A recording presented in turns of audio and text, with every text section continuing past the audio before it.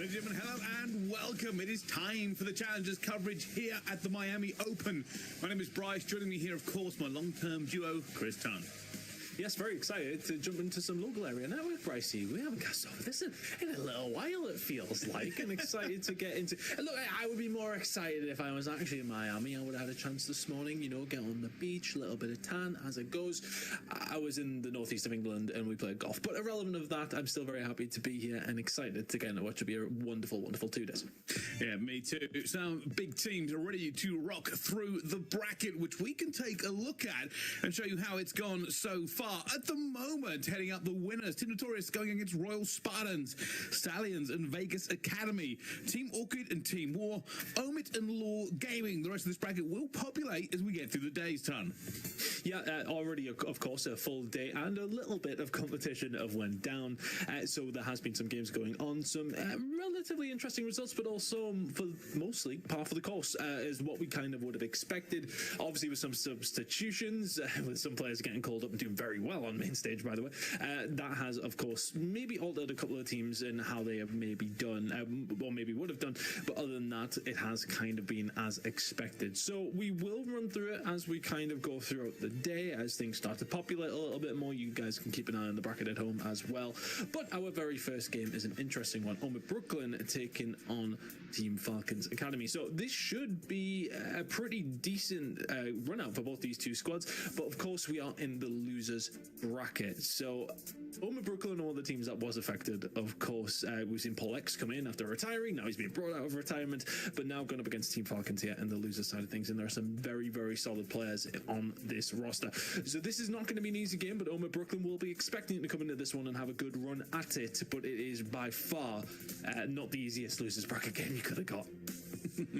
No, it's definitely going to be a bit of a difficult one. These two basically monster teams ready to throw down against each other, Ton. And, well, that'll be the difficult part for them, realistically, as you get into this stage of the tournament. A lot of big teams come in swinging, and you can't really afford to take your step off the gas at any point at all. Still, a lot of day left for Call of Duty to be played, so these teams will want to keep on running. Yeah, look, it's a long old day. I think, you know, we're going to be covering 4 different games here on the broadcast, just as we get through each and every single stage. Obviously, we're going to have time for everyone to get themselves set up. We are at the mercy of everything that's going on in the venue, so we will be keeping up as best as we possibly can. But I believe, actually, you know what? I'm not going to say it. I'm not even going to say it. I was about to tempt fate there, Brycey, but I'm not going to do it. I am too long in the tooth to be doing that these days. But look, it's a big old day for them here today. We've got tomorrow coming up as well, of course, where we will find out our winner. But this is how things are going to kick off between Omit Brooklyn and Team Falcons. Redcon, Hardpoint, Redcon, Search and Destroy, Vault Control going to be coming up after that. If we need to see them, it'll be Protocol, Hardpoint, and Hacienda, Search and Destroy. Yeah, not an unusual kind of split of maps coming through here. People seem to have settled in quite nicely.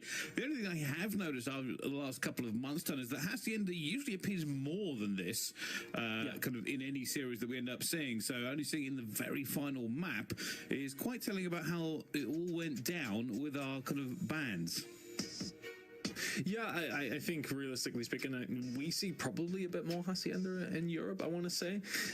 You know, you do see kind of that correlation to a certain degree back and forth across the pond. But when we do jump into this one, it is going to be interesting to see how things do kick off on red card. We're going to be heading into the hard point. And look, we're rolling straight into things here, Brycey. No messing around. We're into game number 1. Let's get it.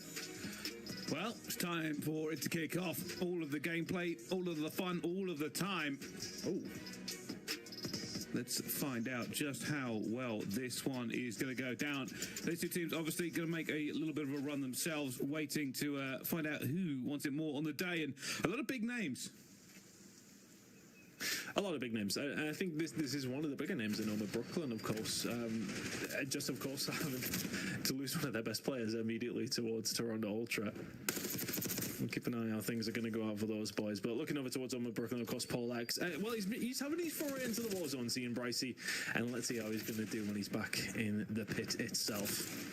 Let's see what they can bring to the table. I think it's a tough one for them. Of course, we've got some very recognizable names on the roster. You've got King, Vixel, of course, both these guys having a shot on the biggest Falcons. Encourage, of course, is a very, very solid player. He's been around for a long time now and starting to kick around in challenges, up and down, of course, but some solid players, I should say, on this roster. Yeah, it certainly is, and every single one of these players wants to kind of prove themselves here as well. You've got to remember there's been a lot of talk as well about how these players are getting on in the grand scope of things and how they're going to potentially move forward into it. And I would even go so far as to say, Ton, that this may be one of the last big chances for a last-minute pick-up for some of these teams. Is obviously we have crossed that kind of halfway run into the CDL, so it might be maybe one or two last trades.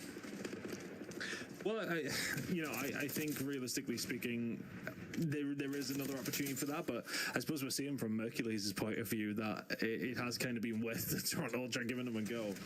Maybe Beans is probably not one of the only people who's not enjoying it actually happened. Team Falcons trying to enjoy some time here over towards P2. With Brooklyn now swarming towards this backside, but I mean it is something to know. This with Brooklyn side are down here, and obviously as you guys will know, they're running the 3P in Elite in NA, so they really don't want to find themselves down at this kind of level. Cost substitute coming in very, very late is not going to be helping things, but looking for a bounce back here on the losers bracket. Not a bad start here on map number 1. Doing pretty well so far, but Então Exceed just waiting for this one, looking see if he can make a bit of a pinch. Not going to get that first kill, and that's pretty big. It shuts down the avenues here. Brooklyn now going to have to try and make a bit of a bigger headbutt. You can already see another split coming through as Craze tries to do the same thing. Will he get caught as well? Looking for a player in the corner, and they just can't gun them on this stairwell. Yeah, nicely done by Icons. That's a big gunfight to win. He loses that, all of a sudden the setup could crumble. Spawns towards the backside now from Brooklyn, trying to find a way in if they can. Falcons aware of this. King trying to stay alive, can not find a great deal. Just a kill on to Exceed, but still trying to find this push. Team Falcons now trying to find themselves a little bit of a lead. 20 points on Rising. And Courage already on the rotation over towards P4 here as well. Good shots coming in from Proloot though. He'll shut that down, and all of a sudden the collapse can come in from Brooklyn. But that's some good time for Team Falcons over towards P3. Got to be careful though about this rotation. So far Brooklyn looking for the heavy soak, but it's still going to be losing a little bit in the kill feed. The Falcons moving up here now as well as Craze tries to take down as many as possible. Has slowed them down quite nicely actually. You saw basically every single Falcons member stop dead in their tracks, and this has allowed Brooklyn to really start getting even more time in here, and we have got a lead change. Yeah, King was here though, and he kept it contested for a little while. Just keeps the presence there. Proloot can find him, but not before Wixel won't be able to find the kill himself. Proloot finds a second, is not able to get out. So it's a nice break back from Falcons though. Maybe took a little bit of time just to get themselves in there. It was a nice wipe originally from Brooklyn. They will potentially find a way back through here. Final 10 seconds going over towards Brooklyn. Yeah, they will pick up the majority of the time. 5 seconds or so remaining. This rotation over towards P5 now. Going to be hotly contested. But nice bounce back from Brooklyn there. It's not the easiest hill to get a whole load of time on. They do a really good job of answering what was a really nice hold towards P3 for Falcons. Well, here comes what will be one of the more mixy hills though, Ton, and everybody going to throw in for both sides, and you can see everybody just going for positioning. This is one of those nightmare hills that we see time and time again, where getting into it obviously is great and you can soak a bit, but getting into it and getting that position, very, very dangerous. They know where you are. There's not a lot of cover if you do get caught, and it is a bit of a kill box. There's already a player going down, but it will be Brooklyn that push a little bit more aggressively in here to get some time back. Yeah, Paul X doing a good job stepping in as the substitute. And a couple of kills himself now. The rest of the team surrounding him, trying to help him get this time. King can find 2 though, coming in through Office, can find 3. Push through ticket. Well done from King. Will find 4. Grace is able to shut down 3 of his own though, so it's big haymakers back and forth between these two teams. Proloot now inside of the point. They'll soak up that final few moments, but it is going to be on with Brooklyn with only an ever so slight lead. You were thinking off the rip, good start at P1 and 2, but a nice hold from Team Falcons over towards P3. Kept them in it. This is looking like a very tight game time. I mean, realistically, both teams performing pretty well. I will say, obviously, Falcons encourages not having the greatest of runs so far, and with how close this game is, if he turns a bit of a corner, it certainly could change everything. But so far, so good for Brooklyn. As everybody still piles in towards P1, it should really be a bit of a lock now for the Falcons, but this may be just a little bit about this P2 rotation. Yeah, King seems to be doing his best here for the Team Falcons. He's finding clutch moments time and time again. Plenty of kills to his name as well, 24 and 15. Encourage, maybe struggling a little bit on that side of things, but King more than making up for any slack that has potentially been lost. Probably trying to find something from the backside, so you find the kill there. Team Falcons trying to clear base if they can. Spawning over Brooklyn out far enough away that this should be free enough time. Have to be careful not to get forced back, though. Those couple of gunfights could put them in a sticky spot. It's a good first kill by King. Oh, not quite able to grab the second. I thought he should be able to lock that one down. Unfortunate, but more players piling in. Still have a little bit of the advantage. Holding this one for Icons, and you can see they're being a little bit hesitant to try and push it, but a good hold from the Falcons. Brooklyn will put a bit of pressure on this, but with a split spawn coming in, they're going to pinch it out. King trying to stay alive, lingering around the point. Over Brooklyn have maybe struggled to get themselves in until Polex does that. He can find two. 25 and 15, rotation is in. And that will be the final 15 seconds of scrap time. That could have been a very, very different outcome if Over Brooklyn don't find their way in. And all of a sudden, it's only a 10-point game. It very well could have been a 30-40 one. Rotation's starting to fall now, though. All of a sudden, Exceed is left all on his own, just trying to stay alive. The rest of the team spawning up behind him. With Brooklyn, you've got to do better over towards P3 than you did in the last rotation. This is a big push. Exceed looking for it. This might catch a few players unaware. Already going to fire Wexel. Can he make the kill? Doesn't even need to. His teammates have got most of them. Big kill from Wexel, though, shutting it down. Still keeping quite even around the point, and that's a huge win for Brooklyn. They should be able to lock the rest of this time down. That splits. Encourage is going to get caught out here as well. Should be taken down and is. Yeah, Craze will find him. Now it's about fighting from off the back foot if you're on Brooklyn. Team Falcons have kind of surrounded you. King can find two again. He seems to be the guy that is, well, getting the job done here for Falcons on multiple different occasions. He's found some big kills. Big two-piece here and there, and that'll just open things up for them, and then they can follow on, and the rest of the team doing their job to find their trades. Now we're heading over towards P4. It's going to be Team Falcons with a good couple of kills towards the latter stages of P3. It sets them up nicely over towards the stage. See, Icons is looking, but there is a player who has slipped a little bit, and we'll have to come back for him. And this is just unfortunate timing. That is not what they wanted to see. And well, the Falcons have got everybody but Craze. Eventually do take him down. This is a really nice hold from Falcons. Taking up some solid time. Exceed some really nice shots, though. Him and Broly will combine. Now all of a sudden P4 control under the wing of Ormond Brooklyn. 20 seconds remaining here. We'll put them on the spitting distance of the lead. Team Falcons though still in a steady spot. They know they can rotate, but they can also make the push. Icons will find two. Exceed can find one back himself. Can he find the second? Not quite. Encourage can find something, but Craze will shut him down. Such a tight game between these two, Bryce. Honestly, I thought Ormond Brooklyn would come in here swinging, but Substitute coming in this late stung a little bit. I mean, Polex is doing pretty well, though. Yeah. I know, but at the same time, you know, you would expect them to be able to breeze through, but it's not looking that easy so far. They're down 20. Yeah, Falcons definitely taking every part of this conversation so far, and how much more time can they get onto this? Because realistically, with Brooklyn are swarming around, but somehow still fighting. Enough players to overwatch. Reinforcement for both sides about to flood. This will be a four-man banger as everybody finds in, but so far so good. It is going the way of the Falcons. They should be able to gain control back once again. This is the first really solid lead we've seen in quite some time. Brooklyn trying to find a way and just get him out of the point. That's all you can do if you're Exceed. You'll get taken down. 15 seconds up for offer. I think if you're Falcons, you're fine with not taking that, but well, you could have kept them off it. That's 3 kills going to fall over Brooklyn's way. Now we can rotate over towards the next rotation of hills. B1's about to pop. It's about a 50-point lead for Team Falcons. Be a massive scalp for them if they can take it. They're doing pretty well about it so far, as King 41 kills to 26. Just a huge reason why they have this advantage. A bit of a pinch coming down there as well. You can see Craze coming towards the back. That cleans out P1 for now, and everybody down from the Falcons. Got to keep aware of this spawn up for Brooklyn. They might be able to get a significant amount of time here if they win a couple more kills.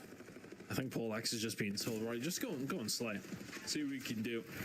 And he is doing that job to the ultimate degree for the squad now, 40 and 26, but his team are down 40, and that's to be the problem. Probably can find two, can't find the third in the middle of the map. They're trying to keep them at bay here, but Falcons are just going to chip away where they can. 10 seconds remaining here over towards P1. Brooklyn probably need this time, and a good rotation over towards P2 is paramount. Falcons going to try and find a way through, straight through the front door. First couple of kills over towards Brooklyn. This game could see another hill, Bryce. For Brooklyn, this is big. Really just want to hold this for every single second. And the Falcons know it as well. They're going to try and break it straight away, but another jump over the wall as ROXX gets two. So he gets another. Whistle trying to find everything, but can't as well. And so far, Brooklyn are holding. They have flipped the spawn here. There is an opportunity to not only take the lead, but potentially get a flawless finish. Oh, craze. Starting to heat up a little bit over towards this backside. 29 seconds or so remaining on this hill. And so far, Brooklyn have got every single one of them.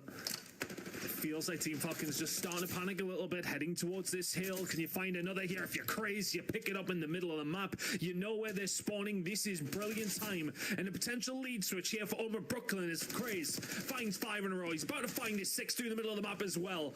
Incredible work from him. Some brilliant time for Brooklyn. That's a full 60. And this is what I said, back to back, the rotation is on, a flawless finish here for potential. And they look for it once again. The Falcons will have to rally. There is no time to panic. You have let this game slip through your fingers and only 10 seconds remain. Huge fight on the there, and Encourage will win it. Falcons need to get into this point and hold them off. They know this is about positioning, but more kills on the stairwell. And Prolu with a 2. That may be the end of the game. Inside of the point, King, how are you even finding one? He gets taken down eventually. One more look at it here for Team Falcons.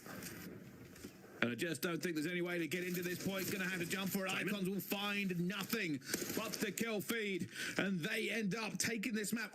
Brooklyn, back to back, P2 to P3. Set the tempo, never let it go. And that is a rally and a half. Incredible work from them, from P2. Phenomenal hold there. You got to tip the hat over towards ROXX, putting those numbers down when needed, but it was crazy over towards the backside. We really started to light things up over towards P2. It's 5 or 6 in a row in transition over towards P3, and the job is pretty much done from there. Sensational work from Brooklyn to bring that one back, but Falcons will be kicking themselves. It felt like over towards P2, at least in the final 30 seconds or so, they maybe started to panic a little bit. It just felt as if, it was a little one by one.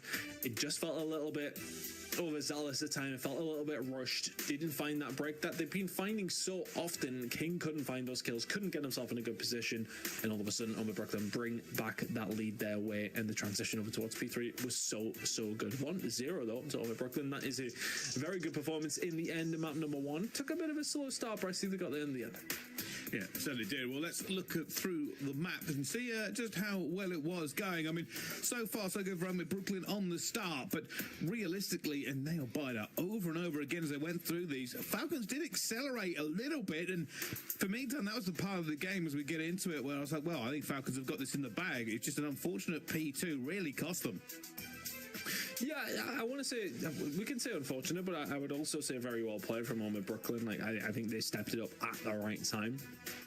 But for Falcons, it's a tough one because you kind of do the majority of things right. You were able to find so many good breaks and so much good time where you wouldn't usually find it. P4 was actually a relatively decent earner for both these two squads, but in the end, it is, of course, Brooklyn who make the most of it. Just keep an eye on the kills as we go through here. ROXX was popping off 30 for him. But King, arguably, did he slow down towards the latter stages? Maybe just slightly. Tried to find a kill there. That would be his final one, I think. Brycey and then Brooklyn held this one down. That was for the dub. 46 out of ROXX. Was it 47? Yeah, it was. There you go. You can have that as well. Nicely done from Brooklyn finding map number 1. Well, so this is what I was going to say as we kind of got into the beginning of that map here. Obviously, ROXX coming kind of back, and you said, he's been playing a bit of Warzone and having a bit of time. You know something? It's sometimes a little bit of a break from the environment you find yourself in and the kind of the routine that may not always be the best can significantly improve you. I know a few people want to take a bit of a break from a game, or, you know, if we want to compare it to real life things, as you probably know, Tom, if you go into the gym and you've on a heavy lifting schedule, you take a break for a week, you come back and start hitting PRs. It really does kind of give you a good reset and maybe just took a bit of pressure off him. You've got to remember, when you're in that kind of grind, it is difficult, as every day feels like there's a bit of a weight. And when he took that moment to say, "Hey, I'm gonna leave," essentially, that weight would have lifted. Now he comes back. There's no real pressure on him, right? He doesn't have to worry about that situation, so he can be a bit more free, probably a bit more relaxed, flowing quite nicely. I think for me as well, like. I think, you know, that can apply to PolX, but with the situation that's played out, does that apply to Homer Brooklyn in a certain sense? You know, I mean, look, they are the squad who have really been getting it done in the elite. They have been those guys in North America line, at least anyway. Then you got a big change up literally hours before the event starts, and you sort of say to yourself, okay, well, let's see what we can do. Right now, they have found themselves in the losers bracket. At the same time, though, they're looking to try and make a run. Team Falcons, the ones stepping in their way, heading over towards rank card search and destroy. Both teams posturing, one player making a move, though. XC could be dead to rights here, and is king. Gets aggressive, gets away with it as well. 4 versus 3 in favor of Falcons. You'll see just a bit of hesitance now from Brooklyn. The numbers going down, they're waiting for it. These are some spots, and oh my goodness, he almost gets through under the gun of King, but King will eventually find both. And that's 3 so far. Potential ace, Paul X. Will they find him? Well, basically, I'm just waiting for the ace ton. Well, the way we're shooting in map number 1, you wouldn't put it past him, but with 23 seconds, doesn't have the bomb. Team Falcons have entirely surrounded it. I would like to put my money on this being quite difficult. 40 seconds. Where are they? Where have they gone? Oh my god. I mean, gunned, but it's just so tough in that scenario. Team Falcons do what they need to do. There's a good haul from the Falcons there in the beginning. Couple of spots played they might not get away with in another round, but King having a great time. Every kill they need. And so far, so good. Obviously, a little bit of an issue there on the scoreboard. We'll ignore that one. But yeah, there's going to be 1-0 to the Falcons. We'll see if they can swing back into this. Obviously, both teams really do have a lot of pressure on them, Tyler. I think we probably need to talk about that a little bit more. Realistically, these are some big names in North American challenges. Everybody has their kind of favourite player out of these two squads and expect them to go far. Yeah, I think, you know, for the Team Falcons side, they are in the shadows of the Vegas Academy, you know, same kind of organization, of course. But these guys are trying to make a name for themselves as well. Good shots coming in from King. That's 5 in a row. Ace in the first round. Already found the first blood for his team in round number 2. Excellent shots. And Courage is obviously a player with a lot of hype around it. Player who gets a lot of limelight, sometimes for the wrong reasons. Trying to get something going here with Team Falcons. Didn't necessarily have the best at map number 1, but looking to try and get something going here over towards A. On the defensive side, and Homer Brooklyn hold this one down. They're positioned well. Proluke just watching for that cross. There it is. That'll be called out. The players will swing into action now. We're going to try and get a bit further forward. Grace takes down Encourage, and Icons now is a little bit wide, but will make a massive kill there as well. Bomb still not down. Advantage here for Homer Brooklyn if they get into it, but Wix is going to try and find a player on the flank and does. And that's huge. That stops the problem. And Proluke now outnumbered. They're all around him trying to just get some of his shoulders. There's nowhere to shoot, Ton. And unbelievable. Right now, all good for the Falcons. Nicely done. Homer Brooklyn do a really good job at just keeping them off it for as long as possible. The Falcons just chipping away, but it's the flank that comes in from Vixel, and then from there, as soon as he finds the kill, compress forward, gives his team so much more control of the site. Another first blood, another round over towards Team Falcons, now 2 to the good. Attack and defense underneath their belt. Nice start. And nice start to the hard point as well. Weren't able to close it. Let's see if we can do a little better here in the search and destroy. Still early days. Looking at thread of needle. Nobody there so far. And Paul X has Are you going to catch all of them? He at least catches one. Huge first blood. Icon's going to go down as well. Bit of an ambitious chow coming through. We will get one back, but Paul X really has changed this round. King not in the worst of spots here, but has been spotted himself. All shots coming in from up top. Did as well to survive as long as he did. Paul X, oh, he was working on the ace, can't find it. Wixel now left in a 1 versus 2. Berlin and Exceed just backing up. No need to overextend. Yeah, they know where Wixel's coming from. This is a very, very difficult 1v2. Yeah, call was made. Back up, play the time. Nothing he can do. Knows it as well. They were never going to give him that. And that was the right call, realistically, with, what, 26 seconds left on the clock, and him being the other side of the map, just leave. There's absolutely no reason to even look at a long-range gunfight, right? By the time that he even gets the bomb after checking some corners, it was always going to put it down to about 14 seconds. And as everybody knows, if you can check the bomb at 14 seconds, you've basically won the round. 2-1 now. Falcons bleed one there, but only off the brilliance of Paul X. 5 and 3 out of him now. A lovely old time on land, isn't he? Maybe his trips to Verdansk have helped pricey. I'm saying, like I said, there's no pressure on Paul X, like at all.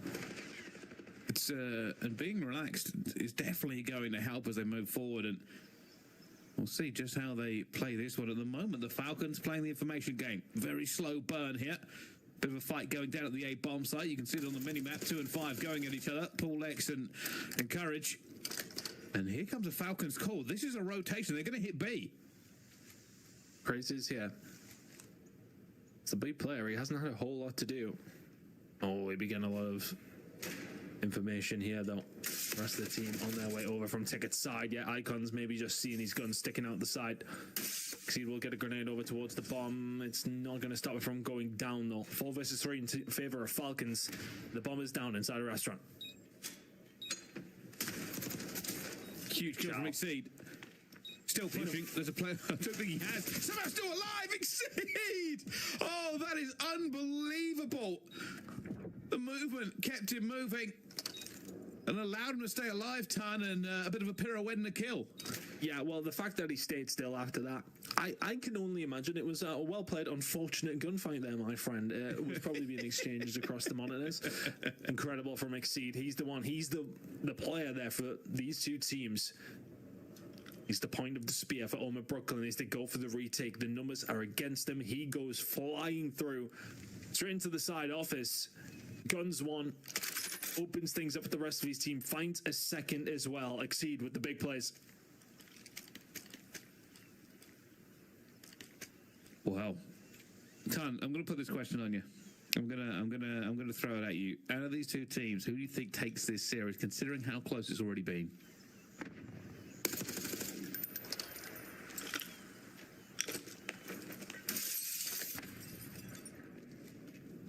Oh, they're taking their time. I said that. Two players have got pretty aggressive here. Just made a play through the middle of the map because Prolud has now found them just wanting straight out the top row. Prolud finds another. Oh my word. I mean, that's a break you just don't see coming if you're in the middle of the map. King left on his own. King dead. Prolud for 3. And Omer Brooklyn with their 3rd as well. Incredible work, Prolud. I love the one off the top rope. There's nothing passive about that. Find yourself in a good position. Yeah, I'm going to give it up and send it. Never mind. Having a good time. They really, I mean, maybe just a little bit more confidence now, and we might see another aggressive round from them. I think Omer Brooklyn might be just stretching their legs a little bit. Prolud having a great time, 5 streak, and with the Falcons on the attack here, if they go for another slow burn, it could be trouble. Maybe time to change it up. So far, initial break distribution says 8. We see the players going through. I'm seeing Wixel a bit on the flank, but that is unfortunate. But I still see the players on the minimap. I'm not entirely sure what is happening. We'll keep you updated on as it goes through. But yeah, there's the player dead in the spawn. So confused. What happened? Well, we don't know, we'll find out. All we do know at the moment is it's a 3 versus 3. Now a 3 versus 2. Craze gets it. I'm trying to wrap my head around it. We will, as soon as we know what has happened, it's something that I really haven't seen before, to be honest with you. I've never seen that before. Because the LCXD was still alive, but we will continue on with this round as it stands. 2 versus 2. Icon's trying to take a little bit of map control. I think he may have been spotted there. They should know exactly where he is. He's going to get caught before he can do any more. And King, so far back away from the bomb site, was hoping to catch a flanker. Unfortunately, isn't going to be anywhere near. The benefit being is that over at Brooklyn don't know where he is either. King now taking the gunfight. Reinforcements coming. They want this as a 2 versus 1. King has slipped the net. He's got behind them. He's actually now closer to the bomb than they are. Oh, no way. This man is Houdini. He has slipped the net. They do not know where he is. And he will clutch this round like an unbelievable ship in the night. What on earth have we just seen? How has he got across the map when 2 players are looking for him? I mean, that must have just been wonderful timing through the middle. I am not even sure how he found that gap and how that gap even existed. You could not make that play again if you tried. Like, that is unbelievable. That's probably one of the strangest rounds of search and destroy I've seen in a while. We had somebody kill themselves with an RC. RC was still on the map, he was still controlling it while he was dead. And then King gets that kind of timing through the middle. No idea how that has happened. Noma Brooklyn will be thinking to themselves, how the hell are we not 4-2 up? They just won't believe he's there. They probably thought he was hitting a long flank or something. Big kill though, already opening up. Prologue down again. Craze. They caught him in the wrong corner, down to a 3 versus 2. You see, he brings it back to a 2 versus 2. Game still very much afoot, and a little bit of a problem here for Brooklyn. If they commit, they will get the numbers, but if not, they will be pinched. And they're committing. They're doing the right job here, staying as a 2. Wixel, though, is playing a corner. If they rotate to B, they are in trouble. He's just holding this to make sure they don't. And they know the collapse will be there. But if you're Wixel, do you appreciate how close they could potentially be here? He is taking his time. It's going to be about timing. Craze keeps checking it. I think Wixel's waiting for his teammate to get himself in a better spot. Did Craze see him? He definitely did now. Wixel backed on down. They know the pinch is coming. They've got the read on it. First kill's massive. It's big from King. Put a pressure on them, but they are burning time here. And there is going to be a flank. Keep it on the mini-map as it goes down to a 1 versus 1. 17 seconds to go. Craze technically has the better position. Sees King go across. Can actually wait to check this bomb at 7 seconds, and I think King knows it as well. He'll just go for the kill. Nobody on it. It will be home at Brooklyn's rounds. He doesn't even get it. That is unfortunate as he tries to get it in the end, and King will pick that one up on a 6 streak as well. 11 and 3 for King, but they are losing so far, Ton, and well, that kind of smacks of what we saw in the hard point. King doing fantastically, but still behind. Yeah, and that's unfortunate, but Craze plays it really, really well. Just re-wraps around the top of Plat, down the stairs, behind the 2 of them. Can't finish King off, but he didn't need to. Time was on their side. I mean, if you look at Oma Brooklyn, they're really pitching in 6 kills, 5, 5, 4. Well, they're a combined, well, positive 1 right now. King is 11 and 3. And Courage is just not having a good time, though. He didn't necessarily have the best map number 1. Map number 2 is not going great either. King continues, though. 7 sprint. Not far off the Hellstorm as well. And this is now King and Team Falcons in a good position over towards the B side. Very aggressive start, but Prologue will take them back down. 2 versus 3, though. We've seen Falcons throw this way a couple of times. And going nade, not going to wait for it. Waiting for it again. Waiting for his teammate to be able to hit at the same time, but gets caught. Encourage will catch him. Also, a donut gets to this round. Very important too, it's been. And Paul X, not a lot to do here. They will just challenge him in numbers as we tie this one up again, Tom. That's done from Falcons. It's just the opening break. I think it's King finding Craze in the middle of the map through Ticket. Finds him almost immediately. And the push comes through. And it's just an open door over towards B that they will quite happily walk through. Very tight search and destroy. And honestly, think Omer Brooklyn will still be thinking to themselves, right, we should probably be on that point yet. That one with King finding that 1 versus 2. No, I've still no idea what was going on in that round. But anyway, you know what? We'll leave it for another day. We'll maybe cover that another time. Team Falcons getting aggressive through the middle of the map. Paul X and Cold, though, sitting passive. Well, A seems to be wide open.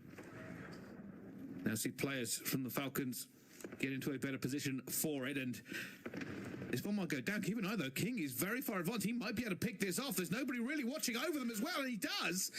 The Overwatch was failing there as well for Omer Brooklyn, and that setup has got so many holes. Icons has found 2 through the middle of the map where you had no right to. Shots into Paul X now, who is in an infinite amount of trouble. 42 seconds remaining. Doesn't have the bomb. 1v3 to deal with. Kinda needs to just catch one off guard here and then maybe try and get something working. But if you're Falcons, you don't throw more than a delt at him. Not even a full shoulder. And down he goes. Falcons got a couple of rounds here by just finding unbelievable gaps. And I could see it. I mean, realistically, you've got to remember as well, the Falcons were not set up to defend that bomb site initially. They went for mid-map control. So when they did switch over, the fact he was able to get that far and that close to the bomb, a little bit of a failing on Omer Brooklyn's part. They've let this one slip. That's how it'll feel. But you have to give the credit over towards King. 13 and 4. Incredible search and destroy from him specifically on the Team Falcons side, who are doing their job in these last 2 rounds. Can they seal the deal here, though? Or do we see around 11? Well, this is going to be a monster bang. Everybody ready. 3 from Brooklyn, 4 from Falcons. Nades piling in. King ready to go. Got to wait for that nade rain to stop, but everybody is here from the Falcons. They are trying to get the pick. They are trying to get everything through. Right now, Paul X to the other side of the map, waiting to see if anybody flanks. Exceed now breaking out of it as well to re-pinch here, and it's a wonderful re-pinch from Exceed. Going to find his third. Surely knows exactly where he's going to be. We'll be calling this out to his teammate, but gets caught by King. Oh no! It's fallen apart from them. They had it in the palm of their hand. Prolit with a big one. Now a 1 versus 1. And that's an incredible charge that comes through from King when at 1v1. It didn't need to come down to this now. Wixel is chasing his tail a little bit. He's got 25 seconds and he may well just rotate back over towards A. He's trying to make a decision.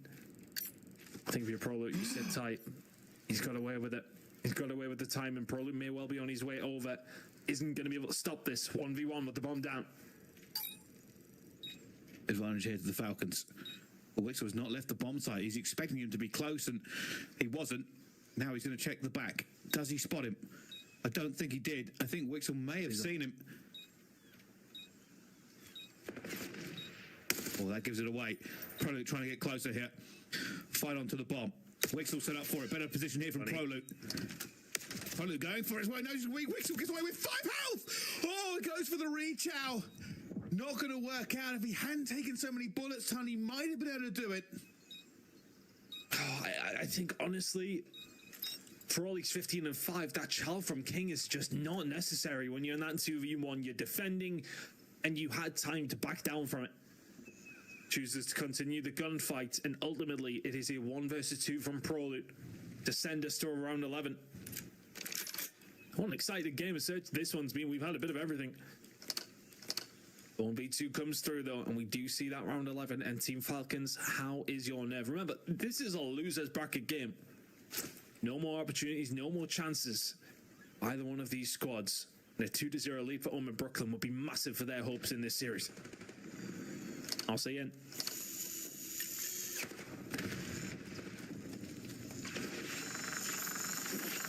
Oh, a bit of bad driving, but I think this is just waiting for the spot. There you go. They're going to find it before it can do any more damage. Has slowed them down just a little bit, though, Ton. Kept them at bay. 55 seconds still for Omer Brooklyn to find something at King. Is he stuck in that position, or are they stuck in there with him? 15 and 5. He's had an incredible search, but will need to continue if he wants his team to get this one over the line. Icon's getting aggressive. few rounds ago, he found 2 massive kills. Over towards stairs. Is this bomb going to go down? They're tempting it. There you go. It's on its way. King will find one. Icons finds a second. Chris is answering back. They know Icons is on the flank. You need to hold tight if you're on Brooklyn, but they start to collapse. Wixel will find Prolutes. It's in wonderful retake. Icons on the flank, everybody else doing their job. It's only King who will fall after finding one on his own. Team Falcons take the search and destroy. Wow. It was looking good for Brooklyn, but unfortunately, just not the kills in the end as the Falcons tie this one up. And you could argue that either team could have won that ton. I mean, it's kind of a repeat of map 1. Falcons looked pretty good, almost threw it away. I mean, this time maybe the other way round. Over Brooklyn almost threw that one away and did eventually to the Falcons. And now you've got to ask yourself, these two teams, who comes out on top? Because I really don't know. It has been a very close series of maps. Yeah, I still think if you're Roma, you are devastated with that one. It's that 1v2 from me, from King. You know exactly where it is. You have the bomb, well, to defuse, of course, so you need to chase him down, and they've just let him by somehow. And that's one that will really, really sting. But King, a massive performance from him. You have to give him all the credit in the world. I mean, this is round number 1. There's an ace to kick things off, right? Finds 3. And was there to find the 4th as well. And then the beamer onto Exceed to kick things off in round number 2. It's just a really nice job from Falcons. They seem to find these picks a little more often than not. And we're just finding plenty of first bloods that put themselves in this position. A couple of good moments from Robert Brooklyn. This one, probably the best from Exceed. King gets dealt with, and it's just an awkward gunfire for Encourage. I mean, that's just tough. But this is the one, right, where King managed to get by. Yeah, they're just both on a swivel thinking, how on earth, where has he gone? I could probably rewatch that a dozen times. I mean, just like I said, a little bit of luck, a little bit of timing. He's literally disappeared. And they'll be frustrated as well. I mean, they'll probably go back and watch that round like, how on earth did that happen? How has he managed to get to under the stage when both of us could have had it? And realistically, they thought he had dipped and gone somewhere else, so never watched that exact position. But they must have been, what, a foot away from each other when they're on that wall? Absolutely nothing in it.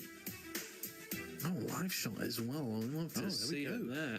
Is of course the Team Falcons Academy boys getting allowed on this one. Very, very interesting series between these two. Of course, Summer Brooklyn playing, I would say at a disadvantage, but Paul X has come in and do very, very well for the squad so far. But Team Falcons trying the best. Yeah, certainly is. Well, we will find out who goes ahead into this one. Control is coming next, but that will be after this break. Don't go anywhere. More action from the Miami Open.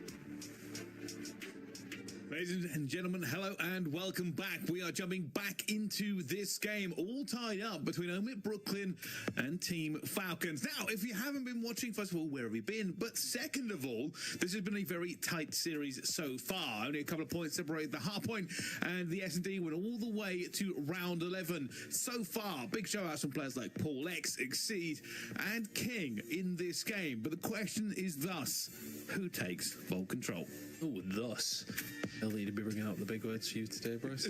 Thus is not a big word. That's the joke. Full control are going to be coming up next. We will see a protocol hard point in map number 4. But yeah, it's been a really entertaining series. Obviously, for people who are just tuning in, hadn't really heard Omit Brooklyn, of course, at 3P and NA Elite, but haven't been able to get things going yet. A substitute coming on through. Of course, I think, it's not necessarily ideal when you, of course, you lose one of your very best players over towards the Toronto Ultra. Seems to be going well, Mercules. But for the side of Omit Brooklyn, you bring in Paul X, who has been performing well, but there's got to definitely be some cohesion issues going on there as far as everything else goes. You wouldn't expect them to be down the losers bracket this early, and you wouldn't probably be expecting them to be making as hard work as this game has been so far against Team Falcons. Although some very recognizable players on the roster, it's one you would expect them to be able to dispatch up fairly easily. But Bryce is right. We have had a very, very close first two maps. Map number 1 goes to, 10, 15-point game, something along those lines. Might have been pushing 20. But map number 2 was right down to the wire. An all-time performance from King, who really has been that guy for Team Falcons. He's not going to keep things up here. 34 and 21 at this stage in the hard point. I think he ends with 45 or 46. And then dropping 16 or 17 in the search and destroy, arguably, and a little more impressive. Wow, this is where it gets serious, though. The control could be a swing map, and truth being told, I don't know who I think is the better team at the moment. You got to remember, Paul X dropped 47 for the win, and even then, they could have lost that map ton. Omit Brooklyn were quite far behind on the hard point. In terms of the S&D, a bit more even, I would say. I mean, it was a bit of a back and forth between the rounds. The Falcons, a couple of big plays coming out of King, though, finding gaps where there really shouldn't be, including one in a 1 versus 2 clutch scenario where Omit Brooklyn, I thought, had it locked in. Well, you would have thought so. Well, they don't. They don't get it locked in, and they'll all be kicking themselves that they're not 2-0. But we're heading into vault control, which is a map they'll be feeling confident on. Let's see if they can outstay. I think it's just trying to deal with King. If he plays like he has done over the first 2 maps, this could be very, very difficult if you're Omit. But it can be a spicy one. Vault control. And here we go. Map number 3. 1-1 between these 2 squads. Oh, King going to go down straight away, but Icons all the way around the flank, and that is unfortunate. Picked the wrong direction, and now this is where the trouble starts. Exceed is already in the spawn, and Courage is trying to make sure that nobody else pushes his teammates, looking for him as well. They know where he's going to be. Players still dropping from the Falcons in that spawn. They need to work out how to get these players out, but every time they do, more players will push forward. Benefit being, though, Tun, King has escaped. Oh, God, and this series has been incredible from King. Will eventually get taken down. I think if you Wixel, you could do is surviving it. Eventually does fall. Icons has managed to slip the net, though, and finds a kill. For all that Omit Brooklyn are keeping them back, it always feels like Team Falcons have got a little bit of respite because one player's made it through. God damn. I do a little bit better than that, actually. Icons. Broken things open for them, but Crazy Exceed. Yeah, really big kills coming on through still. Solid from Omit Brooklyn. 27 seconds left. Team Falcons don't have many more pushes. Oh, looking for Crazy, though, in a great position here. Going to get cut down before he can do any more. That first tick will be in for the Falcons, and now an opportunity. So many players ready to try and strike here as King makes a huge kill up top control. That takes the pressure off the Falcons in so aspect they can look better. They can trade better now around the A point. Not working out as much for them, though, but everybody trading. Everybody down as Icons finds 3. That's huge for them. And now that A is under control. An opportunity here for the Falcons. Exceed going to get gunned by Icons as well, and they're onto the B point, Ton. Yeah, I mean, if Icons doesn't find that kill, they can't keep this pressure up, but because he does, Omit Brooklyn have nobody flanking. King trying to hold down the middle of the map. No progress quite being made over towards B, but the map presence is there. Next couple of gunfights, I was about to say, are very important for the side of Falcons, but even more so for the side of Brooklyn. They can force them all the way back. So all that map control you had if you're Falcons has just disappeared in front of your very eyes. And now there is so little to talk about. What could have been a wonderful way to be has gone into only 6 lives and trying to get out of spawn. Prolute playing the angle. Eventually we'll find King down to 5. The Falcons with 40 seconds. It isn't going to be about time. It will be about those lives. They have no room for error. Probably doing the right thing. Just staying alive over towards his backside. Doesn't need a charge, needs to put the squeeze on. Falcons are the ones who have to move. They don't have the lives, they don't have the time, they do not have the map control.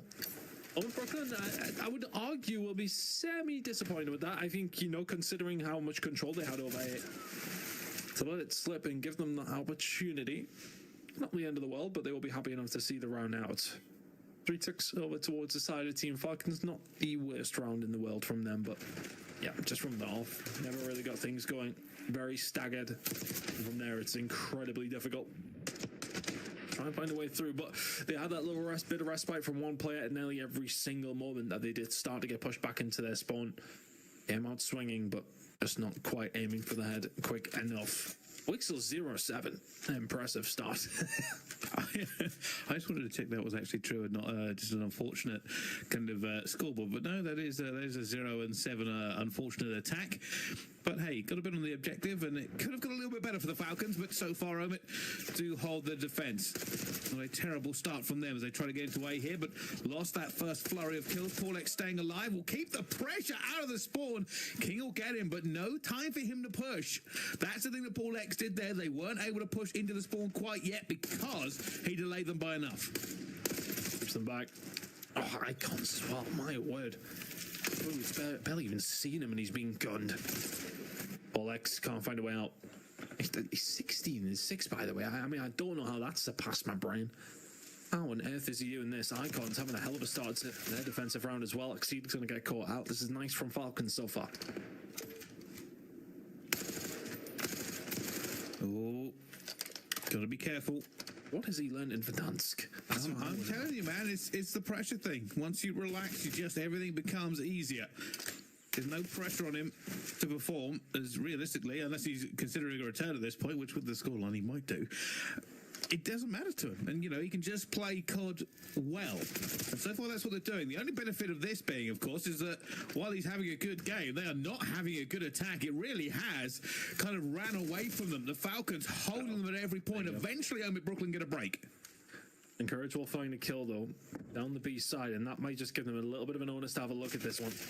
Trying to find an angle, and he has been spotted. ROXX will find him off the respawn as well. Could the rest of the team manage to find something? King trying to get away through. Icons did manage to find a break. He will eventually get taken down, but they're trying to stagger over Brooklyn. Well, they tried and failed. That should be it. Barring a miracle play coming through from Anchorage, yeah, not going to happen. We'll be locked in. Brooklyn do not have the life advantage by any stretch of the imagination, making it worse now. As Anchorage starts to put the pressure on again. But they still have 9 lives here, Bryce. Yes, okay, it might be against 16, but you just need one good push over towards B, and this round could be done.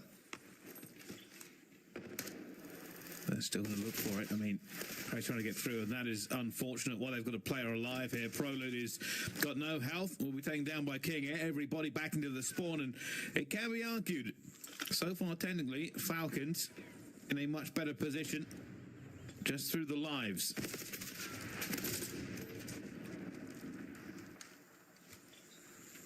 Very tough now. He just wasted too many lives, but it's very much a carbon copy what we've seen from Team Falcons and their attack as well. So, barring a miracle out of ROXX, who, I mean, he's been shooting Bicey, but a 1 versus 15, not sure this is going to quite in his wheelhouse. That will be the round. Team Falcons tie things up. It's a defensive round apiece, and both teams managed to get the exact same ticks. Well, it will come down to lives then, if we get that far, but we'll be looking to see if there is a difference maker to be had. Michael's just having a nice time with the spawn here on this replay. But you are right, I mean, and I hate to say it again, these two teams, genuinely no idea who's going to take the lead. every single mode we've seen them on at the moment, it seems pretty evenly matched. It has been. Just been one player popping off on either side. King hasn't necessarily been able to get things going. But Icons very much is. 22 and 12 out of him. SMG causing a lot of havoc. This is a big hit from home at Brooklyn to try and get this defensive round running up again. I mean, Icons is just deleting anybody he sees. Exceed falls. This is a good start of the attack, though. This is a little more like it. Falcons have a route in and maybe have a little bit of a map control that they can use to their advantage. Just trying to check the angles here, and that's always going to be the issue on this point. If you don't have full control, watching underground, looks a little bit nervous, knows that they will haven't appeared quite yet as he soaks her as long as he can. Icons will now back off, looking for a player in pillar. He knows there's players coming from every single angle and he can't deal with it, and Proloop will find two, and that's a wipe into the spawn already. Exceed knows what's coming. That's about the pressure. The Falcons managed to fight themselves out. That's just awful timing for Paul X. Stowe and Brooklyn kind of push forward because they know they don't have that map pressure anymore. They've got to try and find the hero kills, and they can't. And to the point we go, Craze can find two though out of nothing. Paul X is there to pick up the pieces. Oh, Wixel will take down his teammate. That was a massive opportunity. Two ticks did fall their way. But Omen Brooklyn have a little bit of pressure in now, and if you're Falcons, you've got to fight your way up. Oh, this is the first step for the Falcons. Find the players in spawn. One down, three to go. Unfortunately, with the trading going on, it does help the Falcons a little bit, but what doesn't help is going to be the time. 25 seconds. They're looking for Craze, who is just playing the angles. King does grab him, but they still can't push forward. King is going to go down as well, and it's another wipe, and Falcons back to spawn. Now they need a hero, a play to change their fortune, as there are players from Brooklyn all around them. So little they can do here, Ton. Yeah, you just got to run in that situation. Not much you can do. Just have to try and touch the point. Very much not going to happen. Two ticks to then in. Omen Brooklyn just want to do a little bit better than that, and they will have a round 5 defense, but that can sometimes be the poison chalice kind of Bryce you see so many times. Teams will battle all the way through, very defensive heavy. Takes one good attacking round. Well, this is where it gets a little bit tight. I mean, Omen Brooklyn, if they can find the ticks here, and maybe you're right. I mean, you are right about that, to be fair. It's one of those things like everybody wins the defense until suddenly they don't. But Brooklyn got to feel pretty confident. Defenses have been good from both sides. They find 3 ticks, they get another one. They find 6 ticks, they win the game. And they've took their time here. It's taken them a couple of moments just to digest what Team Falcons have been doing off this rip, and well, getting aggressive was kind of the play. They've waited for them. They've answered back that aggression. A little bit of passiveness, and now they're just trying to hold it down. Better bad time for Paul X and Courage can find something. Craze is trying to find a way through. Exceed is there to find one. Craze is there to find another. How's he found the second? Wixel gets deleted. The rest of the team are here as well. In control there for the side of Omen Brooklyn, trying to get this one locked in. There's the second tick. If they find the third, if they don't go on to win this round, they will have defense anyway. Third on its way. So is Encourage. They know they need to child this, so they're going to have a tough time in round number 5. They just about find a way in. Holding steady for the Falcons so far. Exceed gives away his position, but will it matter? And there will be a bit of a pinch go down. You can see it on the minimap. King finds his way through. Exceed says, all right, thank you for the cleanup. I'll go and try and find a couple more kills. They're doing a good job so far, Omid, of not getting trapped back into this spawn. Looking to lock down that 8. Already got the 2 ticks necessary. Third is there. Oh, Brooklyn, well, they may well not even need to see a 5th round yet. Craze and Co have got aggressive. Encourage trying to look for something. It's just an awful time for they're next to each other. They are next to each other and they will past each other. I mean, what is some of the timings that we're seeing in this game? Which way is that one going to work, though? It's going to work out for Encourage as the player up top gets taken down. King will find a way through, finds the first, looking for the second. The shots are crispy. Nice wipe from Falcons. With a bad timing, I think it was Proloop who was up top. Owen Brooklyn going to have to find their way through once again. Craze hitting the spawn. They know he's here. There are already players chasing him. I think he should be cut down. Hasn't managed to get away. Somehow still alive. Wait a minute. Wait a minute. Problem here for the Falcons. Big win. Cleaned up. Yeah, that's a huge win in the end. That could have been disastrous. Icons having a hell of a map. Now, just going to have to try and stay alive. He can't do it. And King and Co have got very, very aggressive. Brooklyn have had their opportunities here. They still have 50 seconds. This is far from over. Grace finds 2 on the outside, though. And now King has to get aggressive. Just answer back. He can only find 1. Pollux will find 1 else. Icons has to find something and does. Still some control there for Team Falcons, but Brooklyn not too far away. Exceed. Go over top of play. I don't think he saw the legs. He did not. Field of view not working. Gray's now checking the corners. Going to see the first player. This could be huge, but Paulette gets picked up. Going to be a call for that one. Player on the flank, though. Wixel is in the absolute best position. Try and shut it down, and that's exactly what they wanted him to do. Cause problems for Brooklyn. 15 seconds, they will have to deal with him. They're sending players to go get him as well. Wixel, he's going to fall. Opportunity here for Brooklyn. Last roll of the dice. 3 to 7. I think they've done it. Surely they've done it. There's nobody left. 2 players left. King is going to try and make a hero play. Icons finds another one. Exceed the last player, and there we go. Brooklyn will take the control on the attack ton. Nicely done. I think just the unrelenting pressure. Falcons never really cleared house, and that just makes things very, very difficult. I think when King finds this moment here and start to force them back, what is it timing for Falcons? Is it that moment where they're pushing forward? Do they need to maybe just take a slight step back and just position yourselves a little better? Because Brooklyn caught them off guard a couple of times when they tried to get aggressive in that final round. Craze with 2 massive kills down the B side. Finds them and sends Falcons backpacking. Really, really good job from the side of Omid to get that one done within the 4 rounds allocated. I mean, look, they would have had round number 5 defense as well, which would have definitely went in their favor. You would have thought based on what we've seen over the past few rounds. But Omid Brooklyn showing what they're made of here on map number 3. Get the job done. Put themselves in the lead in this series once again. And you know what? We said it during that control. You win your defenses until suddenly you don't, and Brooklyn just got enough done, and the slaying was heavy. Still having a bit of an off game, wasn't really working for him on that one, and yeah, just fell down at a few points really. Just weren't really able to get Brooklyn back into the spawn like they had done in their previous defense round, and that Brooklyn had done to the Falcons on both of theirs. Just like, I mean, it was clean defenses, wasn't it, for the most part? But that's Vault control, though. It's about trying to actually get that opportunity. If you can find an opportunity to open up the door to get yourself onto that B point, that's control in a nutshell, though. You find 3 or 4 dead, and all of a sudden a round can turn immediately on its head. This bumps all around for Brooklyn. They will find the win there in map number 3. Protocol hardpoint is going to be coming up. Hacienda Search and Destroy is there if we need it. And imagine that Omid will not want to see it whatsoever. Map number 4 incoming. They'll be looking to close this ASAP. Opportunity for Omid. Another respawn on the board. Truth being told, though, it wouldn't surprise me to see the Falcons take this to a map 5. I mean, it has been so back and forth between them. For both these teams looking to make sure this elimination does not go their way, and that's the other big thing. Elimination around ton. This is so much pressure.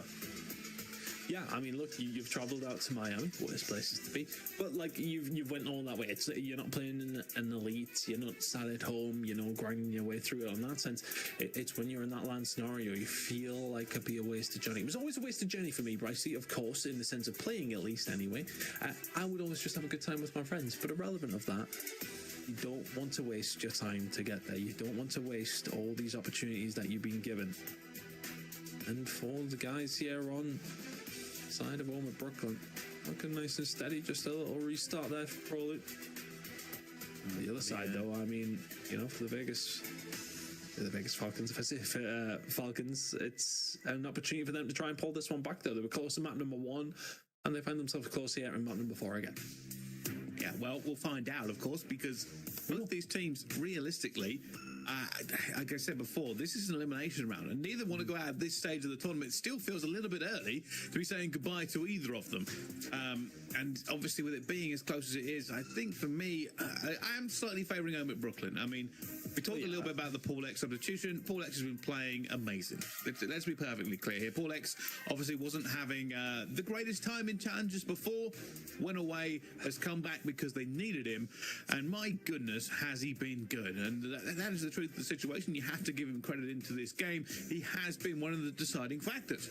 Realistically, when he's been playing on all of the respawns so far and everything else they need him for, he's probably one of the reasons they're now 2-1 up in the series. Yeah, and I think I was put the shoe on the other foot there for Team Falcons as well, though. Look, you've got an opportunity to take the scalp of a very, very big team here. And you still have that opportunity. Look, you were really close to map number 1. You could have been 2-1 up here right now. It was feasible that could have been the case. A big comeback was needed from Brooklyn map number 1. They got it. The quality of player that they have is substantial, to say the least. But if you are Falcons, at this stage, it is do or die in your tournament.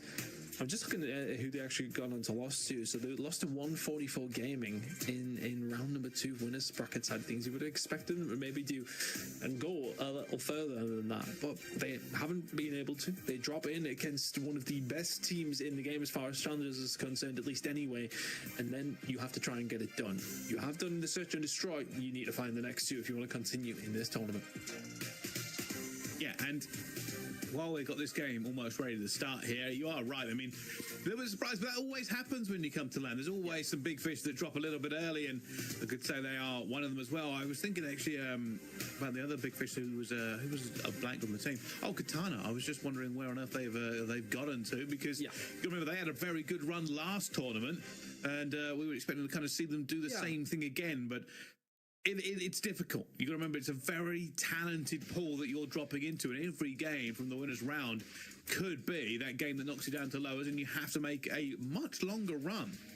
So Katana actually dropped down to Vegas Academy, so that's Asim and the boys. So you've got Asim, Abodi, ROXX. I like those guys on that roster. Very, very solid team, of course. Like I mean, look at that. That's kind of matchup that these guys would have had, especially ROXX and Abodi up in Europe. Obviously, a couple of years ago now, Bryce. Well, a couple of years ago, last year, of course, when we seen Falcons kind of come into it, and that was such a cool story. I think for us to see them grow as they did, and now for them to try and grow at the very highest level now over on LAN. Like you're seeing so many of the Saudi players kind of coming through and seeing what they can do.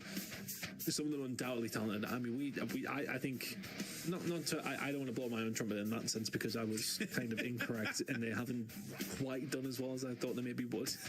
Of course, you're seeing players like Xnid, you're seeing players like Kicks coming through, and every single week we're like, these boys are cracked, by the way. Like every single gunfight, it will be continuous things like that. And it's interesting to see them having so many teams, so many players out there to try and grow their base of Call of Duty talent. The talent is there. It's just pointing them in the right direction. So, I mean, as you can see, you got guys coming through who are constantly doing big things, but can they bring it to that line to actually want to succeed is another thing. It's all very well having a good shot, Brycey. It's all very well having a good shot. Most of the time, though, it's very much up here. Yeah, well, it certainly is. Just while we're talking about that as well, I still think that Falcons team would have been in a bit of a better position if they still had Kicks. Obviously, team looked all right. I mean, Xid's obviously flown into his own and has looked wonderful, and everybody's giving him a lot of props, and well deserved as well. But yeah, it's been a bit of a roller coaster from the Falcons moving into the CDL. But hey, I mean, still an awful lot of talent being developed in that region, and this is kind of a case in point. You remember, I'm in Brooklyn, still one of the top teams in North America, and the Falcons still very much could be up on maybe 2 maps. I don't think the control's really their bag, but everywhere else pretty good. Yeah, no, the hard point looked great. I think the search and destroy obviously clutched up in that scenario. Just unfortunately in the hard point, you can't allow a full 60 towards the back end of things in that kind of scenario, sadly for them. So here we are. Now already define yourself. I'm up down, heading into map number 4. We should be loading shortly. We've just been told that one of the players is waiting to load their shaders, as it so often is the case. It's me every single time I'm playing. I was about to actually, just completely gaslight you and lie and say that's why I'm always waiting on you to load up bloody Warzone. And it would have just been a pure lie. But what isn't a lie, Bryce, is that we're going to go do a quick break whilst the players get themselves ready. This map number 4 is incoming on the other side.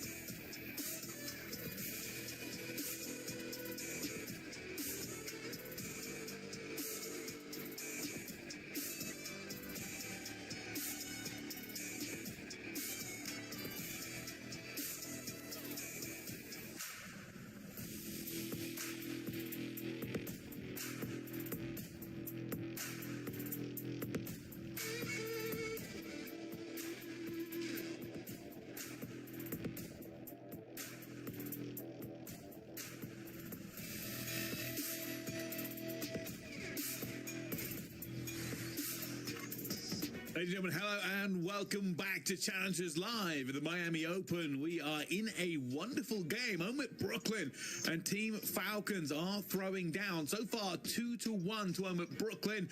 Has been a close first two maps, but a more dominant one from Brooklyn on the control. Going into the next respawn, we are feeling just a little bit that it might be Brooklyn's game to take, Tom.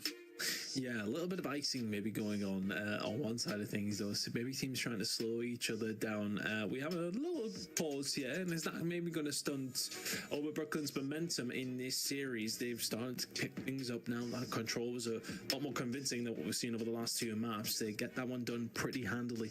So now what can you do as we head into a protocol point? I think it's difficult because, I mean, both these two squads perform well. Both these two squads have let things slip in every single one of these maps that we maybe wouldn't have expected them to. So heading into this fourth one, it's still very much anybody's game. I don't know if we're going to head into map number 5. I'm kind of feeling it for home at Brooklyn here. I'm feeling like we're going to get a solidify on this entire series now. I think Team Falcons have played well, but they'll need to go a step further now. Home at Brooklyn do seem to have found another game. Yeah, I think so. And I mean, there have been big plays on both sides as well. I think King has been a particular highlight from Team Falcons as we go into this next one. But truth being told, wouldn't surprise me to go to about 5. Wouldn't surprise me to go down to the wire again as we jump back into it. And while we've got a bit of time as we're still waiting for these shaders to get through, let me walk you down memory lane. In map 1, realistically, it was a bit of a comeback ton. The Falcons had the lead for a good period of time and only needed 30 seconds to win. Unfortunately, home at Brooklyn locked up P2 and managed to flip the spawn on red card to get into that P3 pretty flawlessly as well. And there was no hero play to be made from the Falcons, and it must have been a disappointing loss. On the other side of it, though, when we went to the S&D, it was home at Brooklyn with a little bit of an advantage. Unfortunately, the Falcons fought back, and King found some incredible, little bit of luck, a little bit of timing, a lot of skill to find the gaps and basically turn the game around for them. Couple of clutches, couple of first bloods, and they managed to walk away with that S&D. On the control, though, all defenses right up into the last round when home at Brooklyn got that good transition from A to B, and that has now put them in the lead in the series. Yep. Nice little ball on that one, Pricey. We're going to see what happens in the protocol hard point in just a second as well. We should be loading in momentarily, but yeah, I think for home at Brooklyn, if I was to say if one team's maybe a little bit more despondent that it's maybe not done already, it would probably be home at Brooklyn. I think they would look at that search and destroy and think to themselves, we should have been able to find another round there. But then in the same sense, I suppose Falcons could say the same about map number 1. But I think for both these two squads, though, it's been a close one, and they'll be heading into this map number 4. Again, I do favour home at Brooklyn. I favour them heading into this series. I think it'd be silly to not. But for Falcons, it's an opportunity for them. Yeah, still. I mean, map number 1 was pretty close, but that's one of those moments where you try to have to take your learnings from what you've seen on the red card. Can you transfer them there into this protocol? Because it would be a massive scalp for them to take this price. If they manage to find it, Home Brooklyn are one of the favourites for the tournament, or were at least anyway, until, you know, spawn changes, team changes having to come through at last moment, that kind of thing. Team changes, spawn changes. He's very interesting way of putting it. I don't know where I got spawns from. But irrelevant. It's one of those situations for them in Brooklyn. I think, you know, if they had their full roster, they'd be thinking to themselves, we can crack on and just, you know, go through the tournament as expected. But Paul X has played pretty well, in fairness. But you would expect them to be able to get past this squad maybe a little easier than they made it look. Yeah, we'll find out. Of course, we're still waiting for this plan to get back. I think this may be the biggest install of shaders anyone's ever seen. This guy's been shading in 16K. So we'll find out as it kind of gets through into it, of course. But yeah, these players are all ready for this one. And I suppose, if we're being honest, you give them the time, because this is an elimination round, right? If you lose one more time, if you're Falcons, you are out. Obviously, I'm at Brooklyn do have the advantage, so they can lose a map. But if they lose 2, they also get eliminated from this tournament. And it's still pretty early for both these teams. That's the truth. You'd expect them to be quite a lot deeper in this tournament than they are currently. But that is the truth. The bracket works how the bracket works. And if you lose right now, well, it's unfortunate, but you have lost twice. Yeah, you don't get too many opportunities when it comes down to these LAN events. You really do have to be perfect all the way through. It is a very, very difficult proposition to go on to win these tournaments. I remember way back in the day, I actually played in triple elimination. Okay. There's a lot. There was 3 different opportunities, Brycey, to go on to lose, and I'm pretty sure I still finished only top 8. Incredible work from Chris. This was when there was like 16 teams there as well. That would maybe get a little confusing. Triple eliminations a lot for the brain to try and work through, if I'm honest, Bryce. Yeah, it certainly is. I do remember that being attempted, but triple elimination is kind of crazy. It is. It's a lot of games to rotate through the stations. But hey, never mind. Enough from us walking down memory lane. Enough from us waffling and talking. It's now time for action. Here comes the respawn. We're jumping in over Brooklyn and Team Falcons. Elimination game. The Falcons do or die. Gotta get it done here if you're Falcons. Gotta send it to that map number 5 and then hope you can use your S&D prowess if you can get that. 2-1 up though on with Brooklyn. Looking to get this one done. They want to close this in 4. They will not be wanting to see a map number 5, Bryce. Let's find out. Into the blender. Succeed. Shooting quite nicely, and Brooklyn, of course, it has been what I would call a tumultuous week for them. In the news a bit, player come through as well, but that would be even bigger news if they went out here at this point. But Falcons, so far so good. A soak coming in from them on P1. You have to give so much credit towards Paul X for coming into this roster and doing as well as he has done over this series, over this week so far.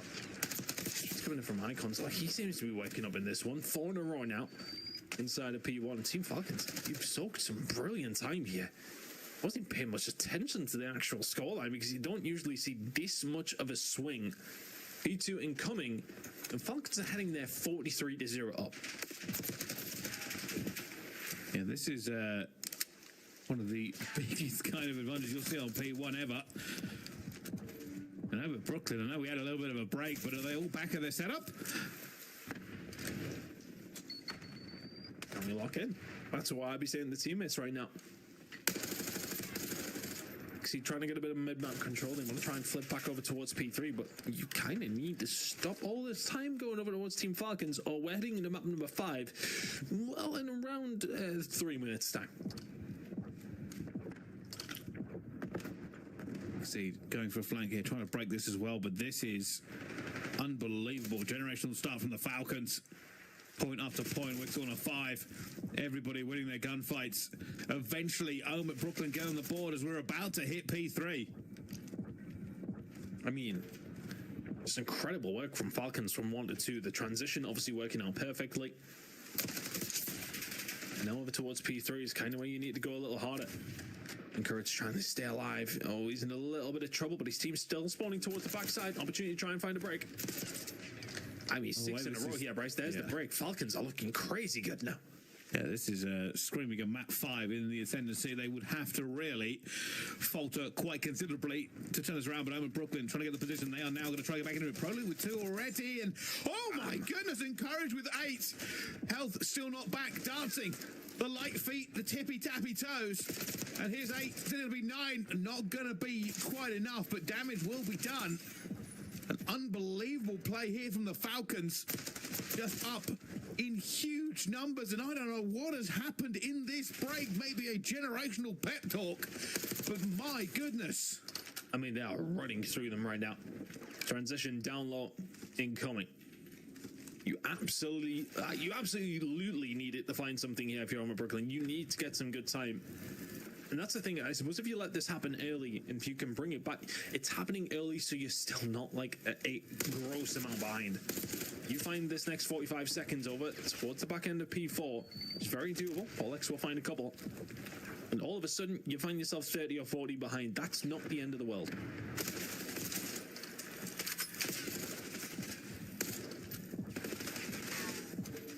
Push coming through. Unable to find a great deal. Oh, the trade's going to be there from ProLoot. Can find one, finds the second as well. Anybody else on the chop block? ProLoot's trying to lock it down on his own. Help is now here as well. Brooklyn still in control.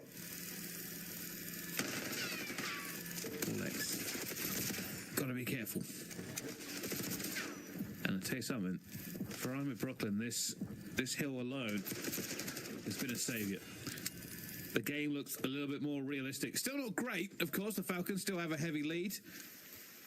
But at least the light at the end of the tunnel, and Courage is just going to get a bit of lucky timing there as he finds two as well, and will eventually go down as Icons. That is a bit of a wobble as Exceed finds his second. Will go down to King though, and back once again into Falcons. Yeah, he couldn't have done much more there. See already, Brooklyn trying to find a way through, but Encourage, incredible shots. 15 and 7 from him. Good time coming in over towards P1 again. Brooklyn cannot let Falcons get this time so easily this time. You can't let it happen. Yeah, certainly struggling a little bit to contest as much as you maybe expect around P1, and maybe a little bit more slaying on the board will help them out. There we go. There's going to be 3. Brooklyn will be looking for the last 14 seconds of this, but even more importantly, Tunt, this transition into P2. Have to make it worthwhile, and that's a big gunfight if Exceed can win it, but just doesn't have the angle.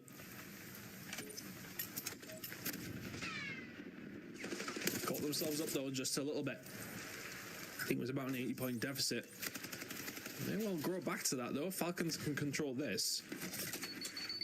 No pressure coming in on the flank. Everybody from Brooklyn having to come through the front door. Thankfully, they do have the P3 spawned. Ain't gonna matter. Wixel and Courage working well together.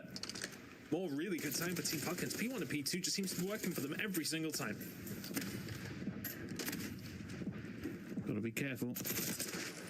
Icons trying to just hold it down as well, but Brooklyn falling further and further behind. They really need just a huge turnaround, and the scrap time here is good, but what will be better is a great transition to this next one. Do they have it in them? They need to. They absolutely need to. They do have the positioning to do so. Chris can find a kill, trying to help on the transition as well. Icons weak. Prolute will be able to just put one singular bullet in there. How is Chris surviving this? Now going to be able to back up and help his teammates over towards P3. This is another good opportunity for Brooklyn to try and bring this one back. Falcons absolutely are not faltering, but Brooklyn have woken up. You remember map number 1, Bright Sea? It was about a 50-point lead for Falcons that they let fumble. Are they going to let that happen again? Brooklyn not quite in control that they went. Praise on a 5 streak, but need some reinforcements. Teammates need to get in here and help because they are losing points by the second. Has to dive in as well, and that is unbelievable. Craze finds 2, and the 3rd broken open on an 8 streak. This may be the catalyst they need. Now the 9. The spawn will flip out, but you can already see the Falcons, knowing the position they are in, have gone for the other side. Craze is going to try and get this pinch. I mean, he hasn't died since before P2, I think. It may well have just been at the start. We're heading into P4, and he's just unkillable. Eventually will fall, but Trade's going the way of Brooklyn. Yeah, they will. Prolute will find 2. There is the break over towards P4. 55 seconds remaining, and what was about 80 points at one stage is now down to 30. Well, that is unbelievable. I said they need something to turn around. Craze on a 10. We'll do that for them. Now they're going to hold. Here comes the rest of the Falcons. Wixel trying to push in as well. It's going to be a trade all around as King finds 3. Is not even weak onto this one, and maybe a little bit of bad timing looking for this player contest still going on. Both players are going to be frantic here for this one as King will find that next kill. More trades flying in. This time, Brooklyn grab it, and well done. We've got a game on our hands. Yeah, 22 seconds remaining here over towards P4. Breaks back and forth. Falcons going to have another go at this. Encouraged with an 8 out. Not going to really deter Paul X whatsoever. Does need a little bit of help though. King comes in from the side. Contestant coming through from Exceed. But for where this game was, you put it within the possibility of winning it now if you are Brooklyn. We're heading into a 3rd rotation. You're going to find yourselves not even 20 points behind. They need to do better at P1. Team Falcons have been finding far too much free time. Brooklyn, you cannot let this continue to bleed. Oh, gets it down as well. Icons allowed to shut down the God Rod, and still doing so well. Falcons, their best hill is P1, and my goodness, are they making it work for themselves as they enter lethal range to end this game? Can't end it here, but over the 200-point mark as Brooklyn have just not found success on one hill, and it may cost them the hard point. Put themselves within 10 or 15, and now all of a sudden, you are down 30 or 40 again. Just free time for them. They're just jumping on the point, and everyone seems to have some sort of coverage. Icon's going to take down King, but it's not going to matter. Encourage is there to pick up the pieces. He's shooting in this map, though. A little bit of a slow start to the series. Map 1 and 2 were not his best. Now, all of a sudden, Team Falcons, they are 30 seconds away from sending us to map number 5 here. Losers round 4. The games are already heating up. Perfect transition from Falcons. Icons can't quite get it done. Encourage can. And all of a sudden, Omer Brooklyn heading over towards the back spawns. Team Falcons are in a perfect position to end this game. And Omer Brooklyn will have maybe one last chance at this already. A couple of kills going down, but bang on the point already for the Falcons. Proluk trying to punch through the middle of this map. Got a few teammates to back him up. They're going for this one with every bullet that they have, but trades go down, and it will be Brooklyn that get on the point. So far, they are okay. Dodging away from the streak, back onto the point. Already going to be gunned down. Encourage Lieutenant Paul X. King will get one more, and they're going to look to end it here, Tan. I think they might be able to. It's looking that way. Paul X needs to get there. The rest of the squad need to get there. They're 3 seconds away. Falcons have been picked out of it, but Wixel and Co now on transition over towards P3. It's about this first initial break. Brooklyn, you have to be perfect. And I don't think perfect is going to occur. Only 3 seconds left to go. They will break in for a second. Wixel trying to hold them at bay here. Paul X is going to be caught sprinting, trying to reinforce his desperation teammates as they are holding this fort. Everybody ready, every gun, every direction, and every doorway. But unfortunately, the flank comes through. Exceed will find 2 as well. More reinforcements flooding in as they cannot afford to let a single body get past. Remember the end of the red card. There's a little bit panicky from Team Falcons. This is what it feels like this time around as well, but the kill's starting to fall their way. Exceed, though, he has to defend it all on his own. Can't get the job done. Falcons send us map number 5. And in the end, too many bodies piling in. They just cannot keep up with the trades. And the Falcons win the hard point. Map 5 will beckon. And what a great game for them. But the highlight has to be P1. The Falcons must have got 150 points on that hill alone. Incredible work from the Falcons, who, again, P1 to P2, what they were 65-0 up. They were cruising from the get-go. And then after that, it was just about the fight back from Omer Brooklyn, who kind of went even. And honestly, after that first hill, it's pretty even. All back and forth, back and forth. But you can't allow that to happen so freely. I'd love to see the split of how much was made on each and every single hill, Bryce, because that's a crazy amount of P1 it felt like that Team Falcons managed to get a hold of. I want to say it was a minimum of like 100 seconds of their time was kind of over towards P1. Massive stuff. Now I'm heading to Hacienda Search to close it out.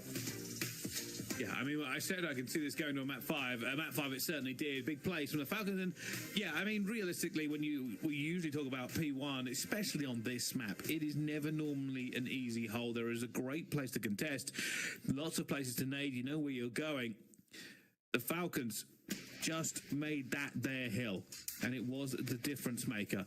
Normally not that big of a factor into this one, but they played it perfectly. If anything, Omer Brooklyn, their comeback, we should probably be hyping up a little bit more, almost made it.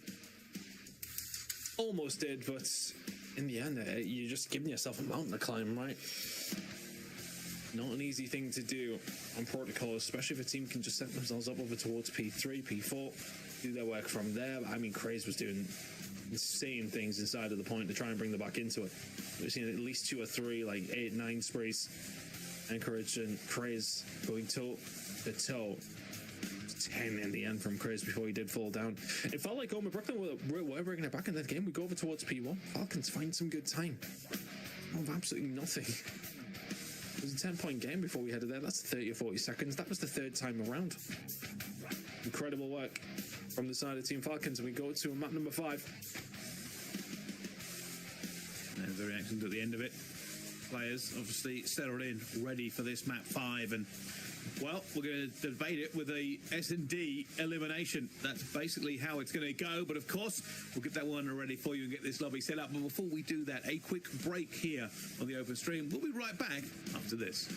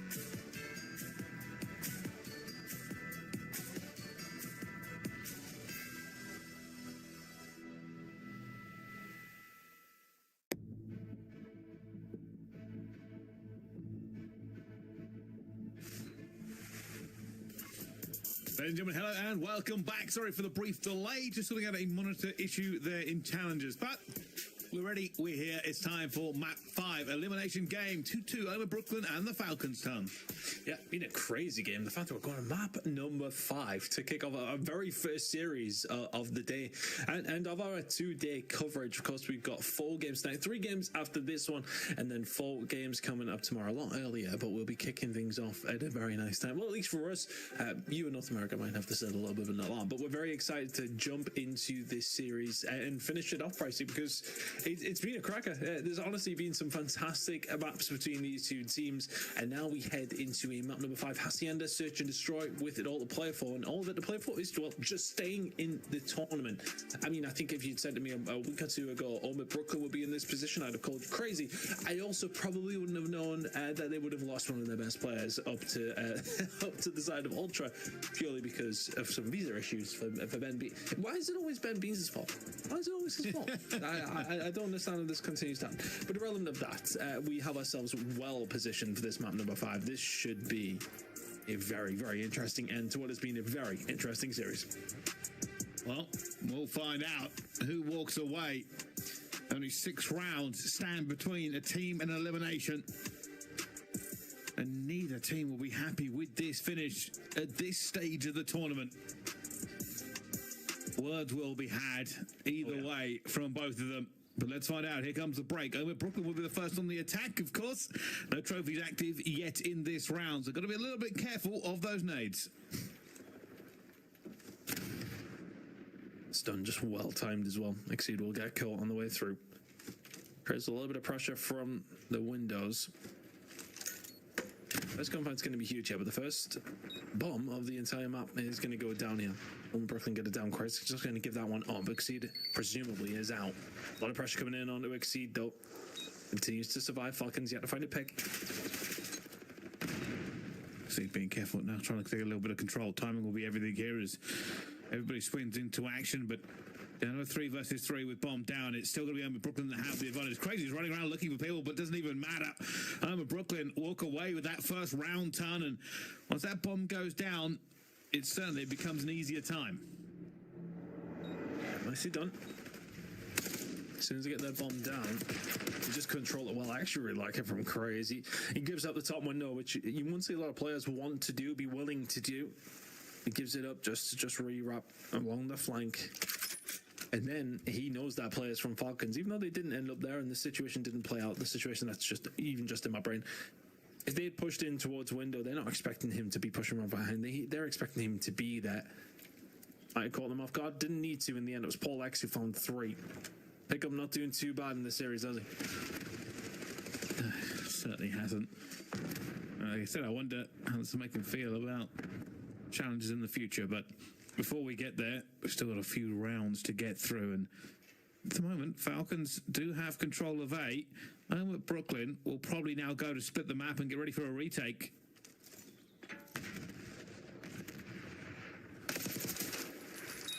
Big pick from Exceed. Bomb will go down anyway. But that will be advantage over towards Brooklyn. They are hunting right now. Icons very, very weak. Courage will find one back. King gets aggressive onto Paul X as well. He can find another. Look at the 10. Can he find a second? Yes, he does. Makes it a 1v1. And King is going to get bad timing. That is unfortunate. Prolude catches him.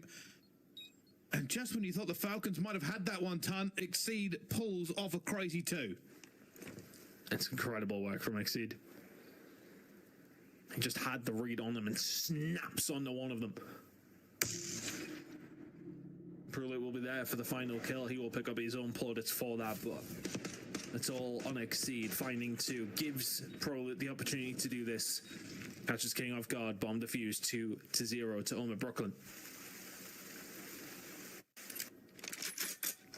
Well, so far so good for Omid, and all they want to do now, all they are waiting for, is 4 more rounds to send the Falcons out. It's never a nice time saying goodbye to a team, especially this early. But that pressure will continue to mount. Brooklyn, though, feeling confident. This is an aggressive push straight in towards the B side. Bomb going down already. They have the overwatch and positioning. They are delusional confident right now.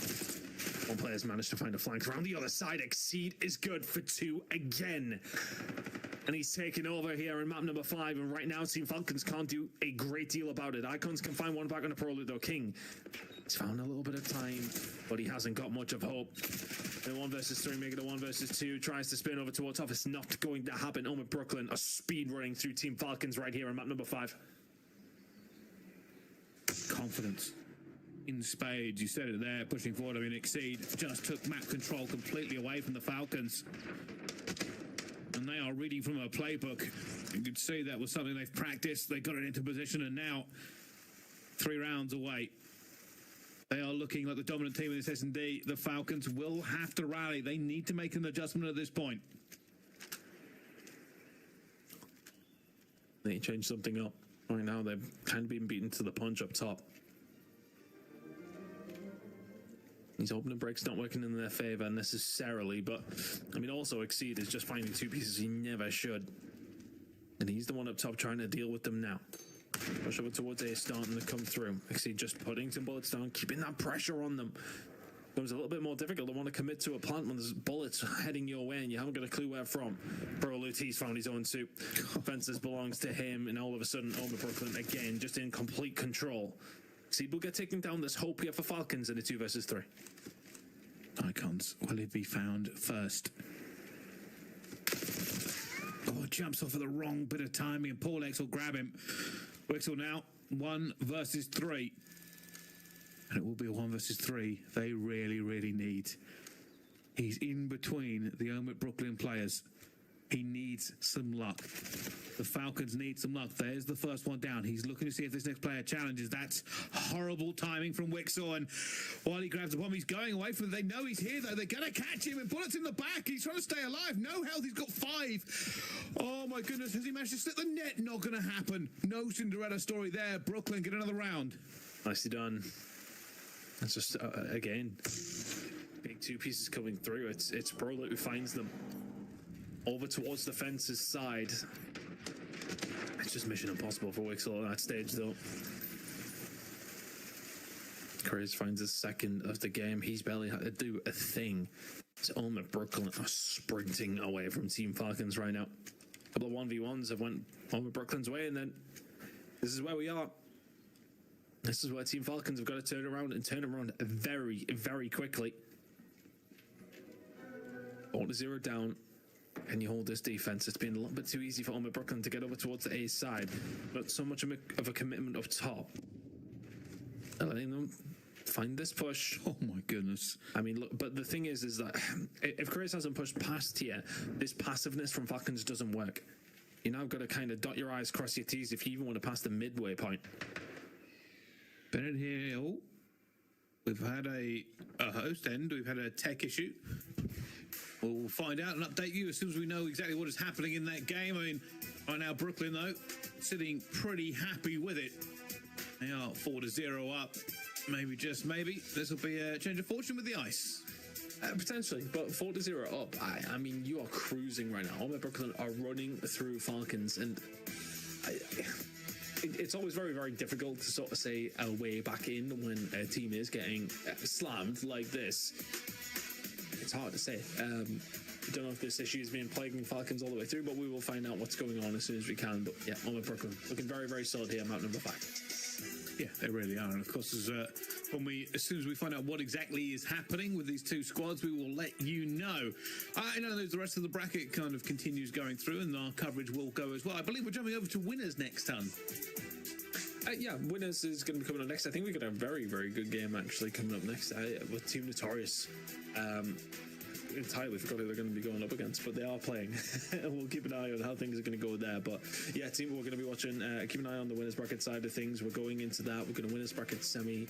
Then coming up after that, we've got both winners bracket semis actually coming tonight. So we will get through a good portion of this tournament, Bryce, by the end of tonight, whenever that is going to be. Yeah, it should be. I mean, we've kind of jumped into what can only be described as an incredible game to begin with. Although, saying that, the map 5 has been a bit disappointing so far. Not if you're an Brooklyn fan, but in terms of being close, the Falcons will, of course, need to really find their form. Just not had the greatest time at the moment on Hacienda S&D, and they'll be looking to maybe make more than a little adjustment. I suspect what they might need to do is be a little bit more aggressive, take a bit more map control away. Yeah, it does feel a little passive as we get back into it. Because I'm a Brooklyn fall to the good now. Bear that in mind with the scoreboard. We'll keep you up to date. I'm a Brooklyn need 2. Team Falcons need 6. Oh, Christ. That could have been disastrous, that catch onto it, but gets away with it and dumps out of it. If you are watching this, it is 4-0 to Brooklyn. Just got to keep in mind that they have the heavy advantage in the S&D. Yeah, they need 2. Falcons need 6. I think that's the easiest way. But a very, very heavy advantage here for the side of Omer Brooklyn. And because we have Codecasting, we know they have an opportunity to get this bomb down, and they are very much going to take it. Craze has been playing with them here. And that's what I said about that point where you've seen 2 of them. You would have liked to kill there, but the fact that he just puts the bullets in and dances around them, questions raised, things you need to cover, places you need to clear out for Team Falcons, and also whilst this bomb goes down, difficult scenario to try and battle your way through. PaulX will find the first blood. 3v3 now. King wants to move here, but he's going to need a distraction. He needs somebody to help him. He cannot run into this choke point alone. Needs the timing. Exceed takes a couple of bullets and almost gets caught for his life, and then ends up getting the trade. Down to a 1 versus 2. Wicks are going to look for him as well, but Prolute finds the first. This is going to be a chow coming in, and Prolute finds both. Static on the feet, but the gun moves quick. And that will be 5-0 to Omer Brooklyn. The Falcons are staring down a 6-0 defeat and elimination. I mean, just the star power of Omer Brooklyn has been coming through in the search and destroy. If Craze ain't doing it, Exceed's doing it. And if Exceed ain't doing it, Prolute is doing it. PaulX is there for the ride right now. Everybody else is very much finding these clutch moments. Not to say PaulX is doing anything wrong, just everybody else in Omer Brooklyn is finding 2 big kills across multiple different rounds. They are now 1 round away from a 6-0 map number 5. Wow, we went all the way to map number 5 for this. Let's find out. Icons, first blooded. Falcons, 3v3, 3v2. Omer Brooklyn have made mincemeat of them in this map. This has been incredible. Encouraged, left in a 1 versus 3. Possibly one of the more important 1 versus 3s, but Omer Brooklyn are performing what is known as the Wolf Pack. You have the numbers. Everybody, stay close. Get ready for the trade. No 1v1s here for encourage.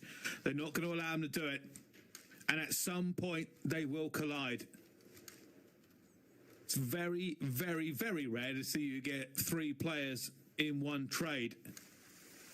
And they're just going to do laps of the map, I think. Yeah, they've managed to miss each other so far. There's no info for encourage, though, is there? I found a freebie here, not going to happen. Omer Brooklyn, it'll take them 5 maps, but they get it done in some fashion in that 5th map. 6-0, 3-2. They will find the result and will advance on to losers round 5. Yeah, I mean, that is somewhat of an anticlimactic ending, but Omer Brooklyn, they'll be more than happy running through that S&D and continuing on the tournament. We do say goodbye to Team Falcons. A disappointing finish for them at the Open, but unfortunately, that's how it works. Yeah, look, you drop in against a shot like Omer Brooklyn, who you wouldn't have expected down here. You wouldn't probably be expected to be down here as early as you have been if you're Team Falcons. They've had to fight through, and they do not get bracket blessed whatsoever. Brooklyn, as mentioned, one of the best teams in the game. Of course, they have had to make a substitute, which would have had some effect, you would imagine, but PaulX very much doing what he needed to do here in the series. I said he was along for the ride. Before we finished up, I think he was a 5-1, 6-1, something along those lines. So, Paul, if you ever watch this one back, I do sincerely apologize. But irrelevant. Everybody from Brooklyn pitching in that search and destroying a 6-0 to finish things off. Incredible work. That'll give them a lot of confidence heading into their next series. Yeah, it's a big confidence boost for them as well. And you can see how devastated the Falcon players are going to be. Hidden has just really disappointed with the finish. It was close in so many of the maps, the last S&D as well, but they had the opportunity on map 1. You could also argue that realistically maybe just on the control, though they didn't look as solid as home at Brooklyn. But it could have been over in 3 maps, and it wasn't. Went all the way to 5. Unfortunately, Omit just took them to task. 6-0 ending. Yep, incredible work from the side of Omid to get the job done, although a bit more of a stressful one, a bit more of a mentally tasking one than they would have wanted before the rest of their day, which is going to continue for them and also for us. Incredible series to kick things off here, but I think the rest of them have kind of got something to live up to now, haven't they? They certainly do. Fortunately, at this stage, there are many good teams left into this one, and they are starting to show up to face each other. The games in the winners bracket will be coming next to your screen, and we'll be wandering our way through that bracket, which we should be able to have a quick look at to remind you of just all of the wonderful, tantalising COD action that we can expect in the next couple of hours, Ton. Yeah, look, there's some big games coming up. I mean, we've got some winners bracket games for the rest of the night. That's where we're going to spend our time. I believe we've got the winners quarters. We picked one in particular. It's going to be Team Notorious taking on Royal Spawns. That's an absolute banger. And then we've got 2 winners bracket semis. We've got some good COD on the way. We certainly do, of course. And I think one thing I'm really kind of looking forward to is finding out just who is going to walk away with a victory at this one. I am looking forward to kind of seeing Team Notorious as well. We've got to remember one of the storylines for them being the fact that everybody was looking forward to them last time in this tournament, and we will get to see them shortly. But before we wander into that side of the bracket, we are going to go to a quick break. More action here on the open stream after this.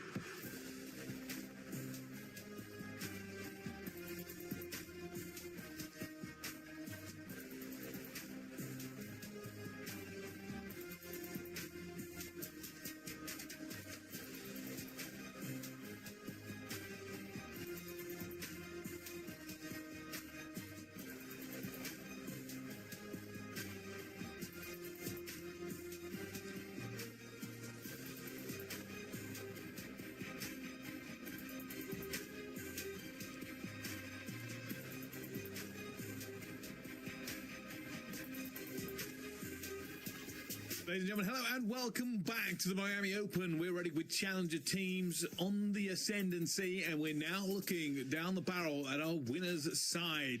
Some very big teams here left in this one ton. Yeah, some really big teams. And let's have a quick look at the bracket, see how things are breaking down. Of course, we're just coming in, well, not quite at the halfway point. We're coming in still pretty early, but for some of these teams, and it's been a battle through yesterday. We're now into, well, the first winners round that we're going to get a chance to see. We can already see some of them cracking on, but that one at the very top is the one we're going to be keeping an eye on. Team Notorious taking on the Royal Spartans. This should be an absolute banger. Team Orchid against Team War yet to get going, but we are staying with the winners bracket the entirety of the night, so we'll be seeing the others two winners round. But this is Team Notorious, who, I mean, we know very, very well. We've casted them win 2 of the elite stages. Fell off at the last one. Haven't necessarily had the performances on land they would have liked, especially with their early dominance in Europe. Let's see how they're going to go here against an opposition that are going to be tough to go up against, and some familiar faces on the opposition side as well. Got players like Hixie and Gunless sitting over there, Dak alongside Cruzy as well.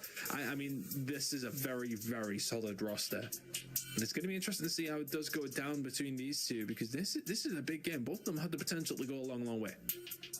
Yeah, 100%. I mean, yeah, you wouldn't kind of expect us to see anywhere less than maybe even deeper in the bracket, to be honest with you. But both teams obviously looking to push as far forward as they can. I mean, Notorious second in the recent elite was probably their big story. They weren't able to get the three-peat, falling to Team Orchid, who are maybe proving themselves the biggest team in Europe at the moment, and Notorious will want to take this one back to prove it's them.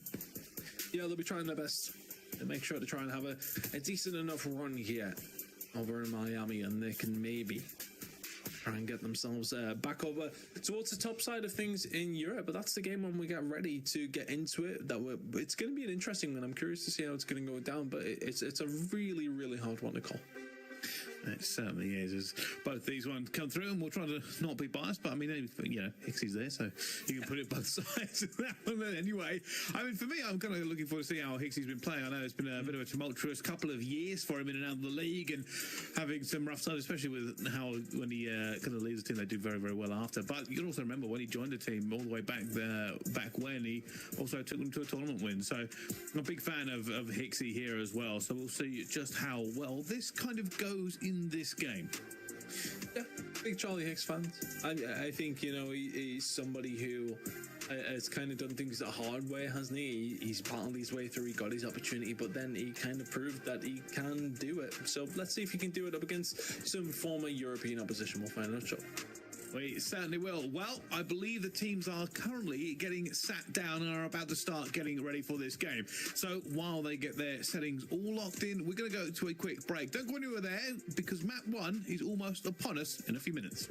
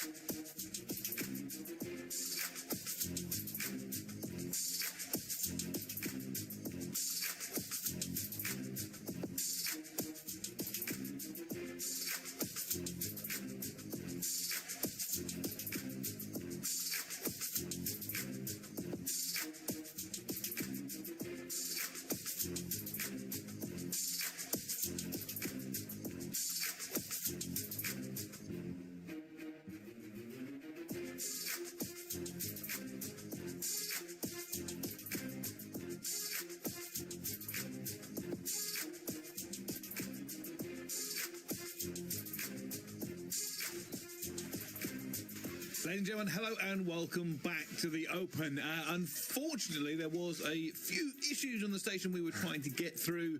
PCs were chucked in and out like a pit crew for F1. But I have been told that we have fixed it. The players are sat, the lobby is generating, and everything else is good, Tom. Yeah, it feels like we're good to go. So we have an absolute cracker. Obviously, one we just covered before we went on a little extended break there. But Team Notorious taking on Royal Spartans. This is replacing the top six, and we are in the winners' quarters. This was the pick of the bunch. Well, the bunch have all finished.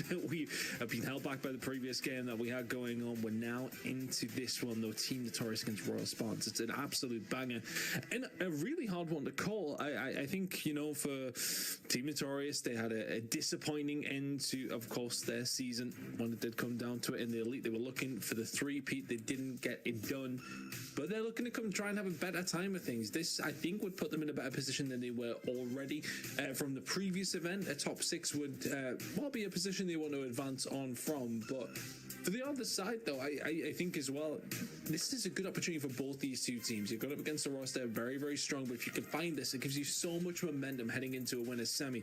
But we are ready to go. Team Notorious taking on the Royal Spartans. Should be a banger.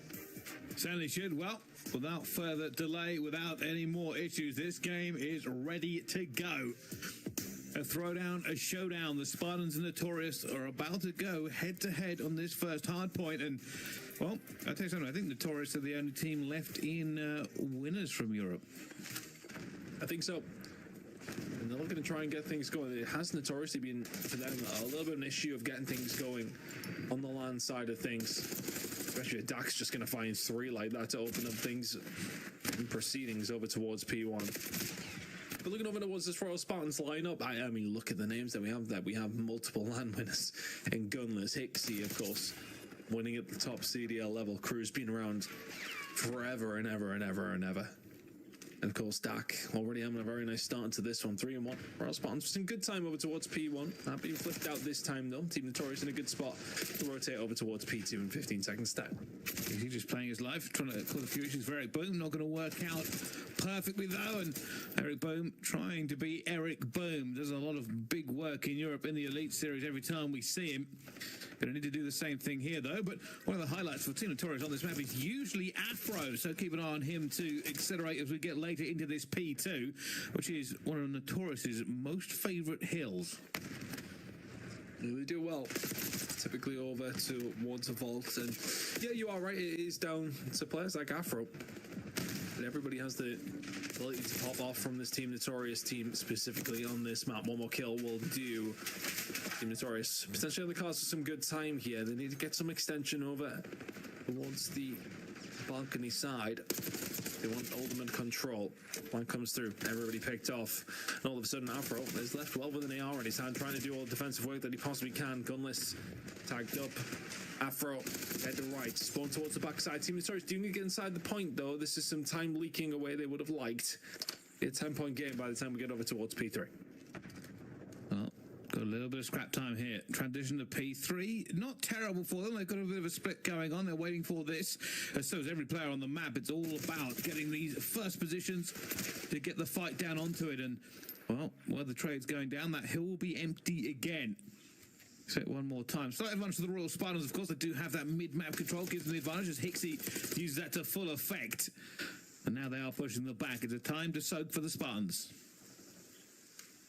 This is a good time. Oh, Gunners can find one as well before getting taken down by F. And it's crucial that F. survives here for Team Notorious. Hixie having a look. Had a good start. 10-5 from him. And Crew's getting control. Yeah, they got the spawns through, and that's a nice rotation from the Royal Spartans. So in a very, very good spot heading over towards P4. Team Notorious could do with this a little bit of scrap time just to ease that pain of what's probably going to happen over towards P4. Dak and Crew's finding some crucial kills also. Nicely done. Eric Boom trying to survive and trying to push forward also. That's not a disaster for Team Notorious, but the opposite of what they would have wanted. Well, Eric Boom. Oh my. Well, Well, that's a perfect rotation. You're going to say they didn't have it to begin with, but they just managed to batter their way through the defenses. The Royal Spartans faltering just a bit, and this has given the advantage to Notorious. They're trying to hold them back here. Eric Boom knows there's more players pushing forward. Takes a couple of bullets through the doorway. Eric Boom, all the fluster, cannot work out where he needs to be. And, well, there's a slight gap. The Gunless has now exploded. On the way through. Can they manage to find that punching power, though? Good hold here by Team Notorious. All things considered, it was looking, I don't want to say a bit bleak, but P4 wasn't looking likely. They get a hold of it, and now it's all of a sudden the lead. Back and forth we go, though. Gunless can find one, trying to find a way through for the second. Can't quite get it. The grenade will cause issue. They chal out. Nicely done from Team Notorious. 10 seconds or so remaining. We're going to be heading over towards the second rotation. To be honest, Bryce, Team Notorious do a really good job over towards P4. Royal Spartans solid throughout the rest. But they allowed Team Notorious a nice hold over towards that final hill of the first rotation, and that gets the job done. Oh, this is for the Royal Spartans of the P1 so far.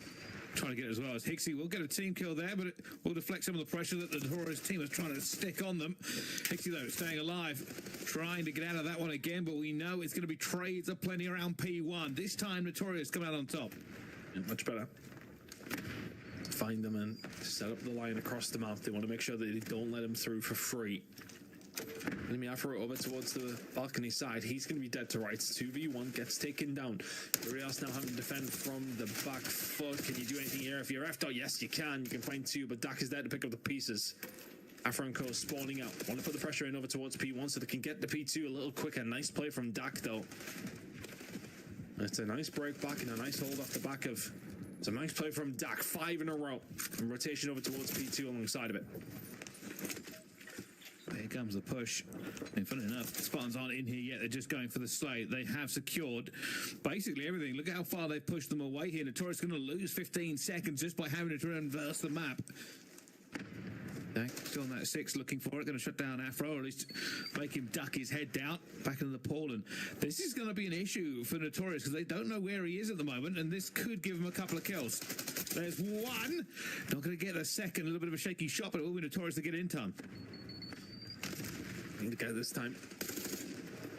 25 seconds remaining. P4 is really where they have done well so far on this map. Can find anything extra over towards P2 and keep that going. All of a sudden you're in a really nice spot. Cruz can find one at F-top, but they have been forced away. Those final 10 seconds are probably going to go Notorious's way. And that's going to be a 40-point lead by the time we head over towards P3. Wasn't a bad hold for the Royal Spartans over towards this hill last time out. But you don't want to bleed anything. Going even across every hill right now works out perfectly for Team Notorious. Still, just a bad rotation. Could fit this back to the Spartan stack. Taking more bullets than he wants to. Staying alive for as long as possible. Does not get the regen in time and will be cut down. You can see Notorious now trying to just work their way into that P3. It's not easy, but Afro has found two. Not going to find a third, but does rock the Spartans a little bit. They've kept them at bay, haven't they? They've kept them at bay, and they've got the spawns they want as well. Next minute or so is obviously influential, though, as well. The next 25 seconds, Dak has found a way through. Those close spawns might just give them an idea that he is here. I think with the lack of activity over towards the hill as well, that is surely going to give them an indication. Dak will find F-dot. Is there going to be enough, though, to try and break the spawns back? Yes, it is. On play towards his backside, surviving. He needs to. Finds it. Rafi will take him down, but he's going to be on his own for a little while. Never mind. One comes in. Try and hold. Bit of a split there. Two players, opposition teams. That's the worst timing. At the spawn next to each other over towards the backside. It's a little bit of a confusion more than both. Rafi and Eric Boom doing well, though. They find a couple of kills inside of the point. Afro on his way. Sprinting, trying to get there at the right time. Does he hit this at the right angle and comes to help out his teammate, left alive onto the point, knows that he's going to be outnumbered, going to try and work every single angle, knows his back door is covered, so it does give him somewhat of an advantage. He can try and take this gunfight, but with two people in the door, will he be able to get both? No. Too many bullets, too many taken down, and the Spartans eventually break through. Eric Boom trying to get back into this one as well, but nobody happy, nobody secure, and everybody throwing their bodies at this one still. Rafi dives straight in to try and get the trade. Doesn't work out, but then F-dot does the same thing. Everybody to party on P4, and they're all invited. Spartans eventually get away through, but I mean, if you're Team Notorious, you've kind of kept that 45 second lead for quite some time now. It's over towards P2. They've just went even all the way through, and that works out. Rift Up and Co. haven't a good map yet. Still a lot of work to be done. Rafi finds a big gunfight. Getting aggressive. They're on the right side of the map here, Team Notorious, with 45 seconds to play for over towards P1. Was a potentially good position, but 3 kills will come through. Royal Spartans find themselves in a good spot now. Spawn's still here over towards this P2 side, but this is potentially 30 seconds that could be invaluable to Royal Spartans. And that's what they're going to play for. You can see everybody stacking. Eric Boom's gone all the way around and has found one. Straight back onto the point. A little bit of a bonus here for Notorious. They haven't had a good P2 rotation yet. They've never been first, but have been able to make it somewhat competitive. But again, same story. And now Notorious will have to go for a hard break. This is going to be tough, especially with Dak in that position. Going to hit the long route down the street side. Gunless will slow them down with the kill on F-dot, and now they can start to get aggressive. Big kill incoming. Gotta get rid of Gunless, and you do. They've had to be patient, but 45 seconds. What is that snap from Afro? Has help now inside of the point. Cruz, though, can find 2, but not before he falls. Spawns towards the back because Cruz finds those. Still influential here for the side of Royal Spartans. Can they break it back? It's a big gunfight to make, and Hixie will be the first one to do so, and that allows the Spartans to lock this one down for a few more seconds. You can see Afro's going to try and make a move into this one, getting close, looking for Hixie into the point, and oh, that's the kind of gunfight Afro loves to take every single day. Finds Gunless as well. Eric Boom backs him up. Dak hasn't got any health gone away from him, and that allows him to get the 2-piece. It's just a huge fight as everybody piles through, but this game is still close. Almost going to be, 40 points that distributes it as we go into P3. And Team Notorious keeping them at bay. Gunless, good shots though. Back over towards the P3 side. And good shots again from PS. Oh, he can't find the third F-dot. Is there to pick up the pieces. Not many bullets left, and he will just get the job done. Just pushing forward, getting inside the point, getting some time. Every single second is a dagger to Royal Spartans. That lead is still around 40 or 50 points. They just haven't been able to close this gap. They will need to. You can see at the moment, Team Notorious trying to hold. They know that this game is upon them. If you're the Royal Spartans, you've now got to push P3. It is less about this rotation. It is more about surviving. Afro just dies off of his 5 streak. They will have to get towards this as well. Cruz wants to take this player out. He knows he has to. They will lose on this hill. Have to get in. Have to do something. Can't think about the rotation. Rafi finds 2. And Gunless will just about stop it from happening. But the problem is they need to rotate over towards P4, and I don't know if they've got time. Time to hit the 100-meter sprint. Royal Spartans have to go. They need somebody to contest, but they are falling as all the guns are going to be up. And that's a situation you do not want to be in. Notorious will take map number 1 against the Spartans. And what was a great start by the Royal Spartans kind of faltered after that first P2. Yeah, Team Notorious, as soon as they got that lead, as soon as they got a healthy one, they never let it go. Time and time again, they're just finding breaks back. It just feels like the punching power was there for them. Dak had a really good start as well, but as soon as he started to slow down, Afro and Co started to take over. Team Notorious 1 to the good. Nicely done. Vault will go their way. Still should be a very close series, but that was comfortable in the end there for the side of Team Notorious, and that's the kind of first map that you want, okay? Some trials and tribulations to get yourself just kicking things off, but as soon as they got the lead, they never let it go. They said it didn't, and a little bit said for Hixie as well on that one. A huge amount of damage put on by him, and I think we probably didn't get to talk about him enough. Really one of the main guns for the Royal Spartans, but that faltered in the face of Notorious, who, for being honest, I always find this is one of their favourite maps. You know, they always do so well. Both Eric Boom and Afro certainly put on a show most of the time. And, well, I mean, Rafi and F-Dot, if you watch Challengers Elite, you know just how well they've been playing as well. Yeah, I mean, Team Notorious have probably been the best team in Europe. You know, Orchid did get the job done previously. But as far as consistency goes, Team Notorious have been every single grand final, winning 2 out of the 3. I mean, a lot of people are talking about the 3 people, but how they've done online is still a tremendous effort over the season. And now I'm trying to step it up online. This is for a top 6 placement. This is for a great placement. the team notorious, but they will be wanting to go steps further. They want to see Europe back up to the top, and they'd love for it to be them. And right now, they're looking the most likely. We'll see if they can continue. Obviously, a lot of COD and series left to go in this, but a pretty solid start. No massive celebrations either side, just kind of a resignation of that game going through, but that's kind of how it is. It wasn't that close of a game to get super hype yet, I suppose. No, I think it's a comfortable one. You know, both these two teams will have a lot of respect for each other. There's no point in getting yourself too gassed in map number 1, because if you get things go in the opposite direction, that's when things can feel a little bit embarrassing. But a red card search and destroy going to be coming up shortly, Brycey. Then Hacienda control if we need to. We'll see protocol and then Hacienda as well. How are you feeling about Notorious against this team now that we've seen the first hard point?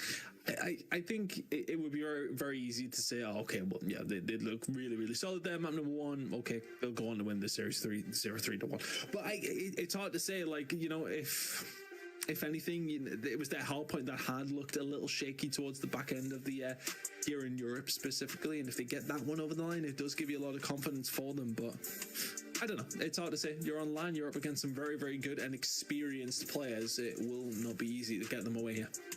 Yeah, it certainly won't. I think we can at least expect a bit of a swing. Wouldn't surprise me a 3-1, even a 3-2. It's just the caliber of team we're talking about here. The Royal Spartans are certainly not to be ignored. They've had a pretty good run over in North America as well. But I suppose the story is always going to be EU versus NA when it comes down to a matchup like this, because you don't have quite as much experience. When you're talking about an EU versus EU team or a North America versus North America team, there's tons of VOD, there's tons of scrims. You've played them over and over and over again. For this, even the vetoes could be a little bit out if they haven't got all the information they need to make the right decisions. And well, that's what makes it such an exciting matchup, right? It's a little bit more unknown, even with known quantities of both these teams. Yeah, I think it's, you know, they probably would have played up against each other, I would say, in previous LAN events. I mean, they've all like kind of played up against each other probably for years. I mean, Hixie was in and amongst it in Europe for quite some time. You know, these guys have went back and forth, but we'll figure out how things are going to go on map number 2. We certainly will. Well, map number 2 is almost upon us, but we're going to go to a very quick break. Don't go anywhere. We'll be right back.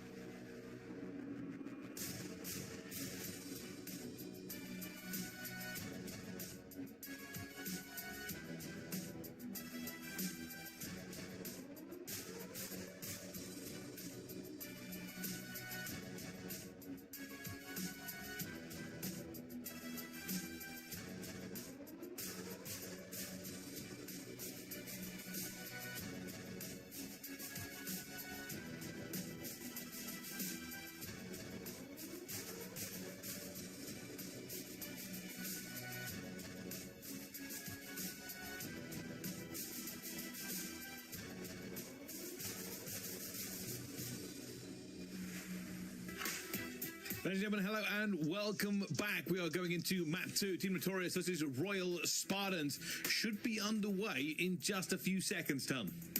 Yep, hopefully we're ready to get into map number 2. Teams taking their time. It's long, I get it. Okay, we're going to be in for a long night, Pricey, I think, with the way the things have been going. But map number 1, though, Team Notorious, they might just be cracking on quite nicely if they can continue what we've seen over on Vault. Really, really good performance across the board. Everybody kind of chipping in. The SMG duo just a little too strong. Is that going to be the case, though, as we head over towards the red card? Probably not. This is going to be about the ARs. Are they going to be able to find picks? The SMG is going to be able to find those flanks over towards the state side. Once again, though, I like this map for Team Notorious. We've seen them plenty of times, but I think that's easy to say when they've won so much in Europe. We've seen them look so good throughout the majority of the year. Now they're going to try and find something here over on red card against the Royal Spartans. It's going to be them on the defensive side, Spartans, to attack first. Well, here we go. For the Spartans, a good S&D here will certainly help them out. Nafra's been really, really aggressive. I don't think Cruz knows he's quite there yet. We can see the toesies because of the benefit of the Codcaster, but Afro with his aggression will back out, and Royal Spartans may have known what was coming because of all the grenades. They have not taken any real control of this yet, Ton. They haven't. And I think we've frozen.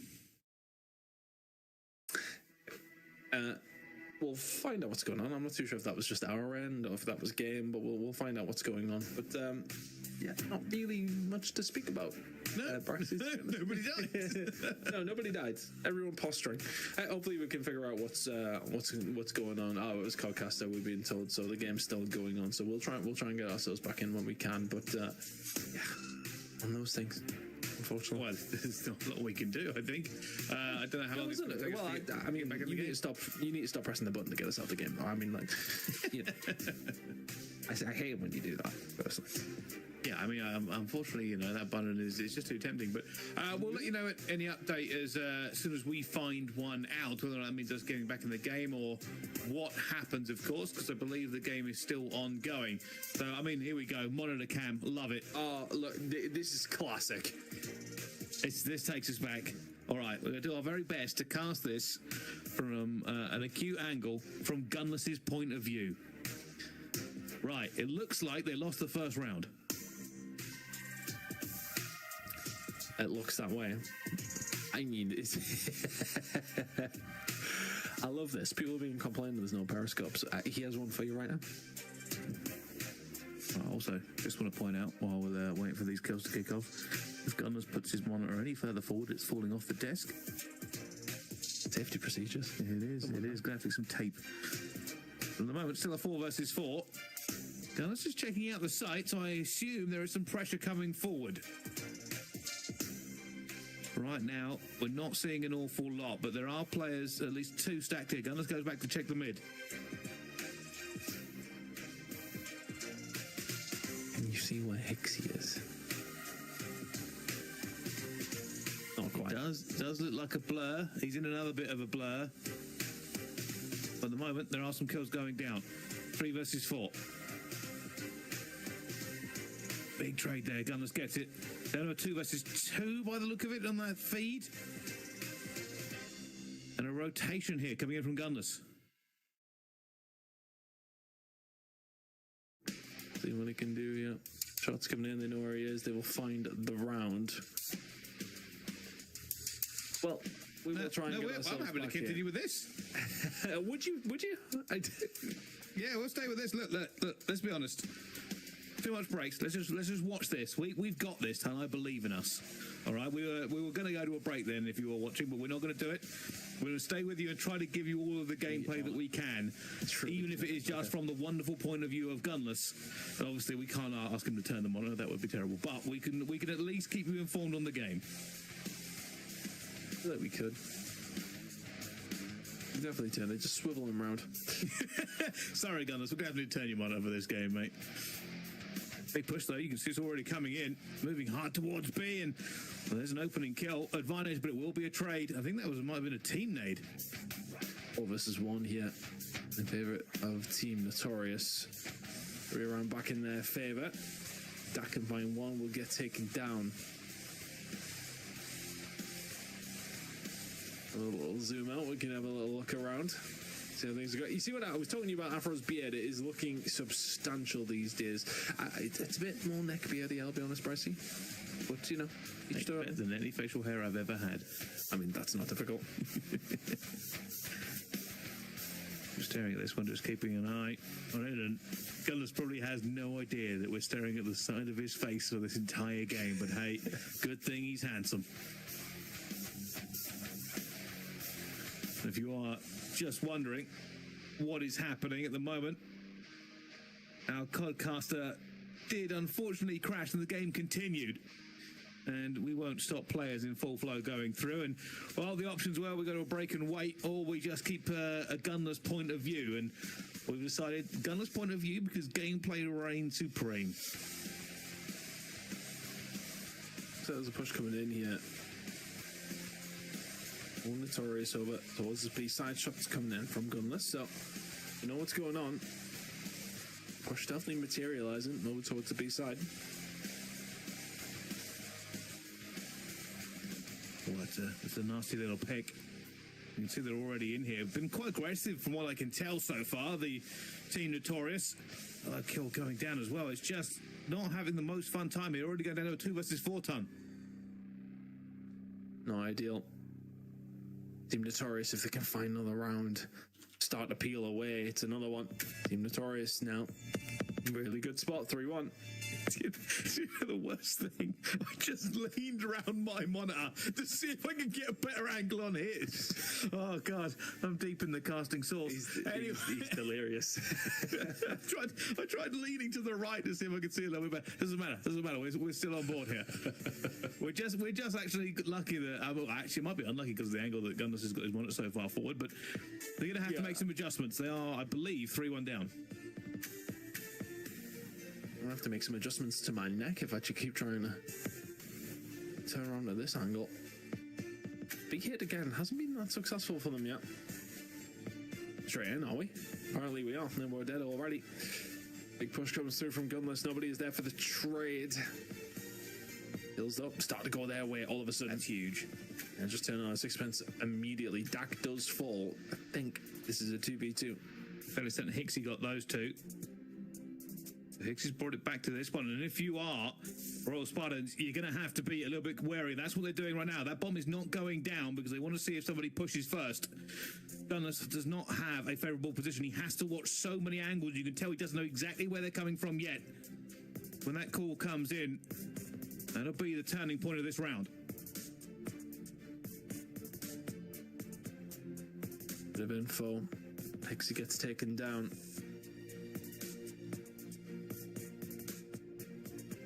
All about timing.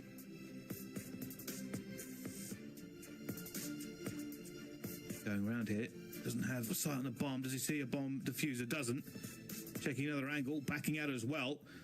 Where on earth is Team Notorious? And there they are. Going to get it. Crew's not able to get anything going from that one. Disappointing to lose that 2 versus 2. That'll be another round loss for them. Looking good yet for Team Notorious. You know, big rounds to be finding. Put themselves up in such a good spot yet in this series if they can get it done. Search and destroy will be massive, and they're in a commanding position to find this. Back over we go. 4-1 Team Notorious if you are watching. Gunless POV saving us at the moment. Already going into this might be an aggressive push out of the side. You can already tell he's got some players here. Nade's going to rain first. Nade check, no hit marker. Will back off. Probably going back to watch mid. Because it's Gunner's point of view, we haven't actually seen any of A yet. Because that's not where he's playing.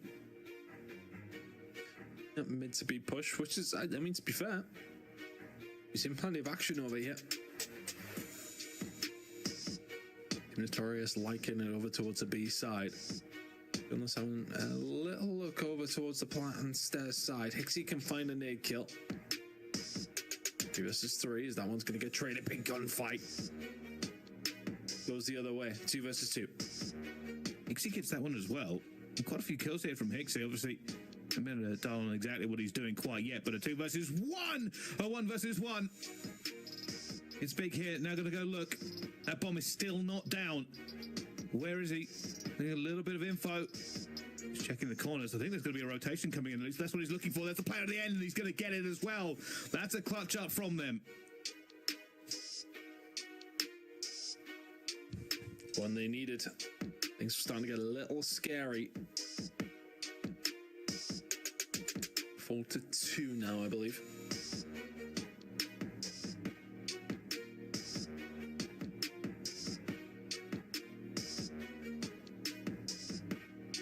Wow. A little bit of a potential comeback, but still a long way to go here for Royal Spartans.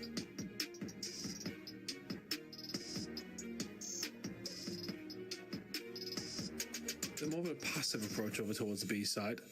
Nade landed straight over towards Gunless, though. He's going to have to back on down. That's going to give up a lot of side control. A lot of mid-map control, I should say.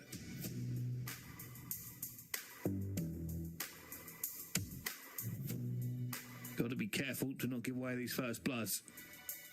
Can't afford to really let Team Notorious get onto that map point. And this is he's expecting some serious pressure. This is all the way back in spawn. Just keeping an eye on the flank. It looks like his team are working A. And here we go. He's going to go up now. Ready for it. The call has been made. Hoping that he's not got bad timing against him. But so far, we've seen nothing from Gunless of Team Notorious. But there must be a serious work going on at A. Numbers in the favour of Team Notorious again. It seems to be a flurry of kills. Big team gunfights going their way. Dak will get one back. He will fall. 1 versus 3 now for Gunless. Ripping the nade. It's actually not going to be anywhere near the bomb site, but it does catch somebody. They'll try and thread the needle. Unfortunately, not able to get enough bullets onto it. I don't know if that player jumped off, but has had to back off. He's playing time. From what I can see, I think that says 13 seconds to go for the reach out, but they are waiting. The numbers pays. And that'll be bomb defused. Team Notorious now up 5-2. Looking good for Team Notorious. Really behind their supporting. Looking good for a top 6 placement right now. 1 round away from going 2-0.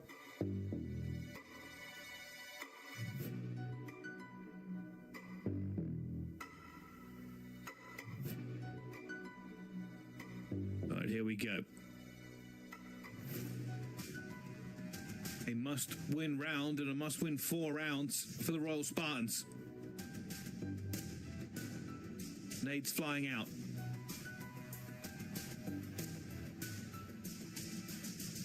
And Gunners will look for that mid-control. And so far, no signs of Notorious, but there will be a kill. Still in the favour of the Spartans.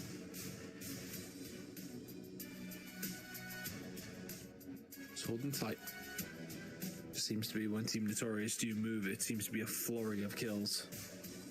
That's going down over towards the A side is just a trade.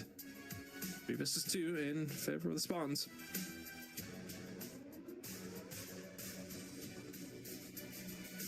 Oh, he's got down there. Be careful, we see a bit of a backpedal. Trying to get into a right position, and pressure's going to be mounting. They're down to a 1 versus 2. This is not what they want. Can he thread a needle? Can he find a player that needs to bring this back to a 1 versus 1?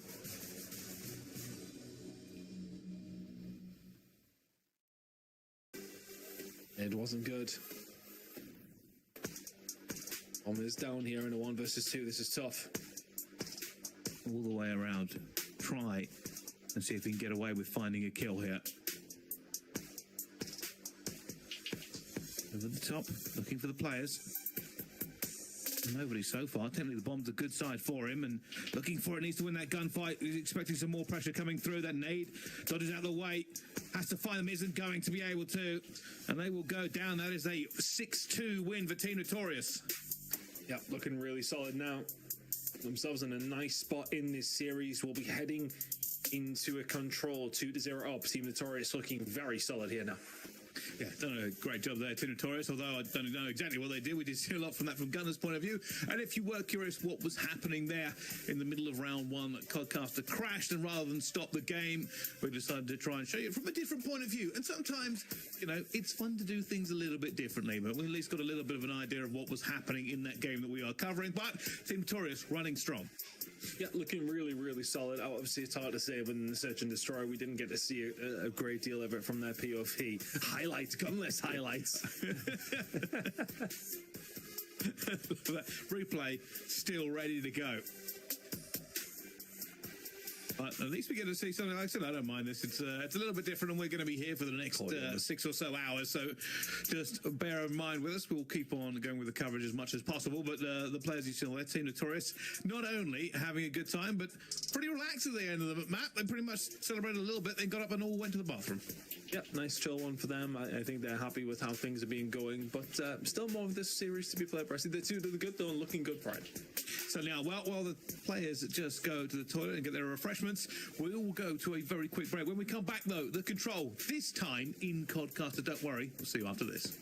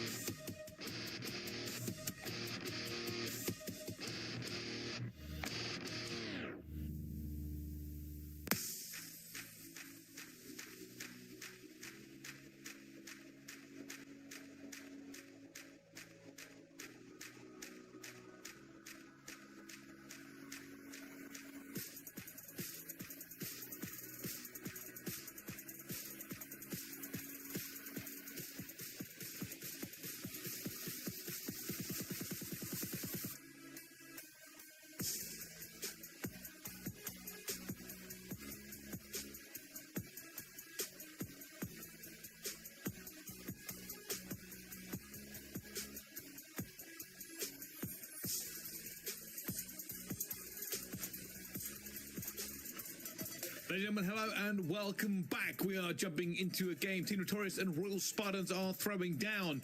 So far, looked pretty casual for Team Notorious. They have looked dominant. S&D, obviously a 6-2, but looks like they were just better at working the sites from what we could tell. But we will be going into the control shortly, which should be pretty entertaining, Tom. Yeah, I mean, Team Notorious just looked like the better roster so far, which is an easy thing to say when they're 2-0 up, but it hasn't felt like Royal Spartans have put up that much of a challenge so far. Both maps have been comfortable, but sometimes the Hacienda control can be a bit of a swing. And Team Notorious closed this one out. Again, like all three of the maps, I really like them for Team Notorious, but I think that's sort of biased side of things from me. But more so of like, you know, we've seen them look so good in Europe on every single map. It's hard not to feel that way. But they definitely do play all these maps fairly well. It's a nice opening break for them as well. These opening breaks are going to be important. That's going to be a momentary forward head. Now Team Notorious can push up, and Royal Spartan's job just became a little bit more difficult.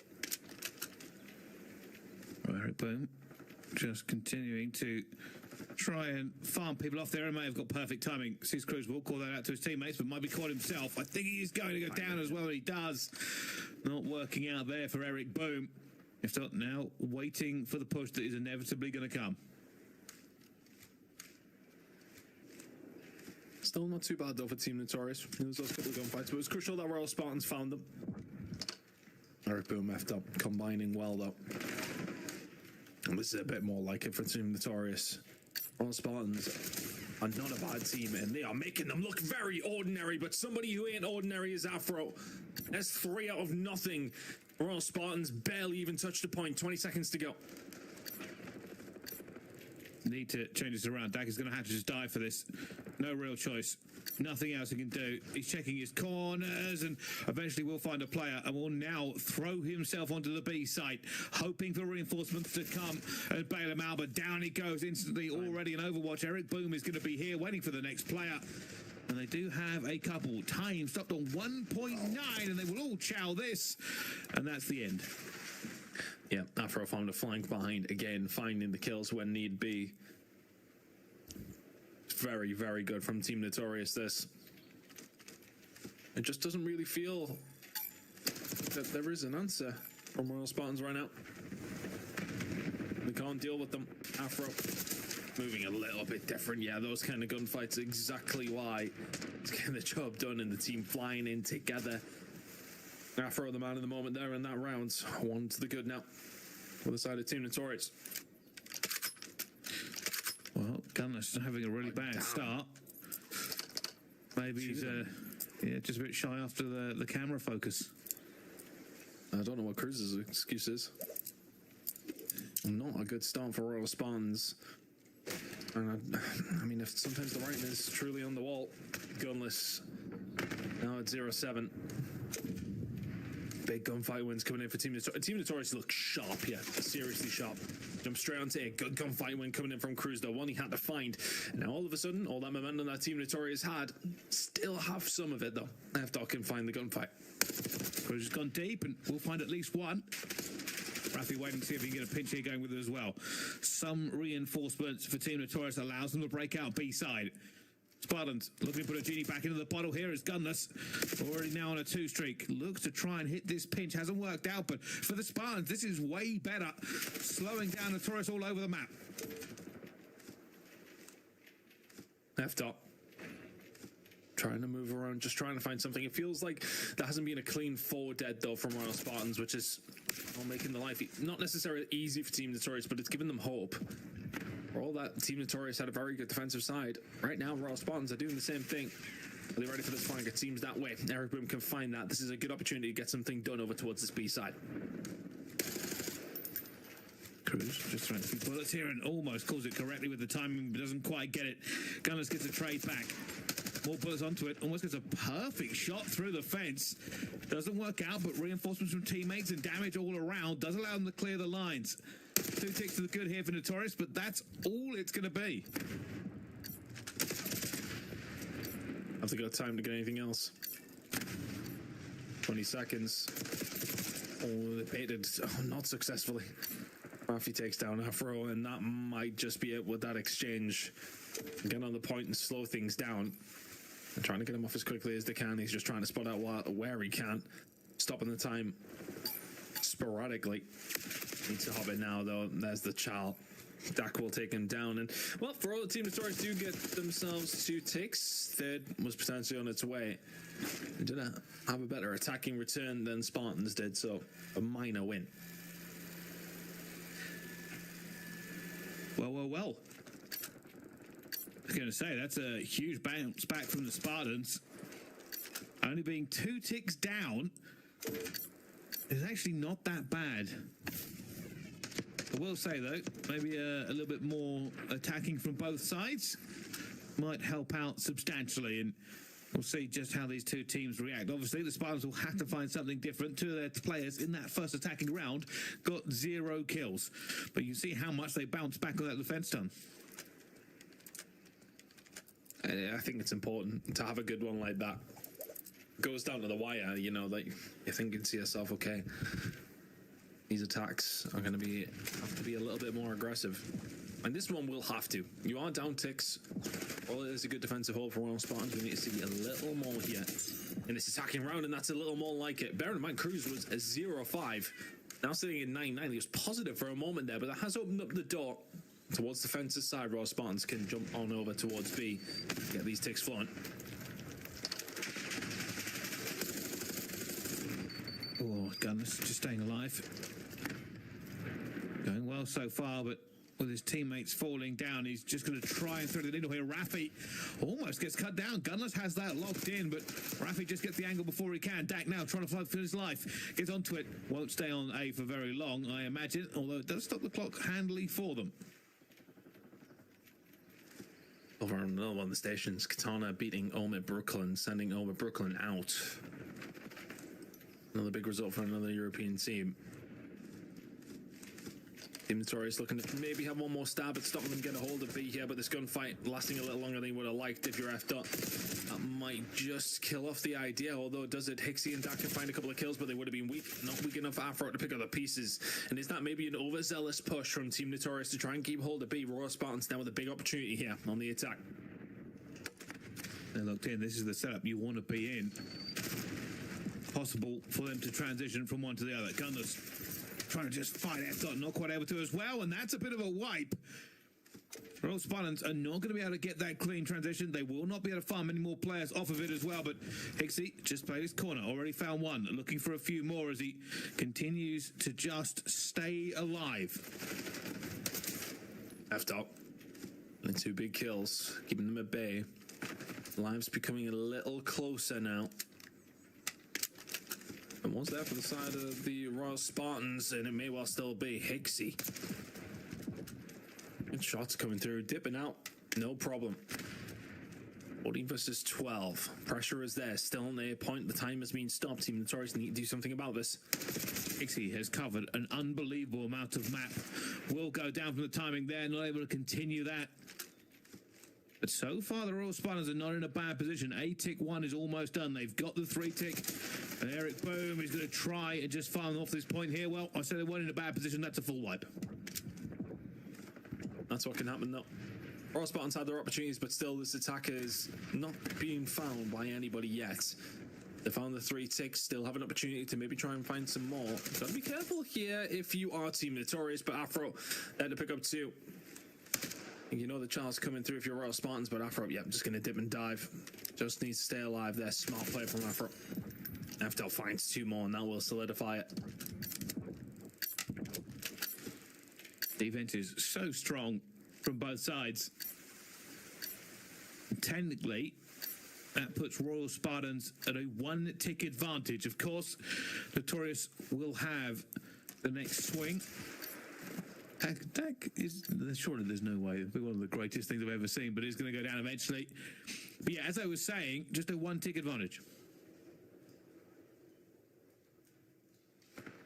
Team Notorious will look to close it out, though. We've seen a little bit of a stretch of good attacking play coming through from the Spartans in that round. And they get a little more active. Things starting to open up a little. And the opportunity is there for Team Notorious to do the same thing.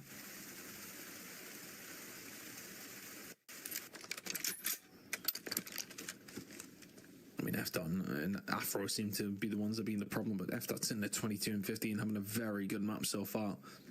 They have the lead, they have the onus to be able to just get some decent takes in. That's kind of all they need here. They know what they need to do to put themselves in a good position to win this map. Here we go. This is big. If they can get a bit of a break. Obviously, Notorious will want to win it here, but perhaps more importantly is all about the ticks. And F-Dot has been playing so well, Ton, you're right. Rafi can put himself in the spot now to try and keep them at bay. There's one. It's released Afro on the other side here. Big gunfight wins it. Rafi gets taken down over towards the B side, so the pressure's starting to come in, but Afro now on the way back over. F-Dot will find one. They can clear out fences. This might be B gone. Big flank coming through. Dactyl. Ronco now. Afro will find it. They're on the point. Trying to get it as well, and that's a huge kill by Rafi. Surely not the two, he does. That's unbelievable to shut down the reinforcements, and that'll be B gone. Rafi finding two, and I didn't think he would, especially in that gunfight. And for Royal Spartans, they need to stabilize. They know this transition is coming in. They've managed to get out of the spawn. They need a couple of kills. Dak will find one. With those ticks, that will guarantee the defense on round number 5 for Team Notorious if we get there. But Royal Spartans right now, not quite hanging on, but do need to turn this one around. It feels like they're flapping. They're panicking just a little bit. Team Notorious in the ascendancy here, Bryce.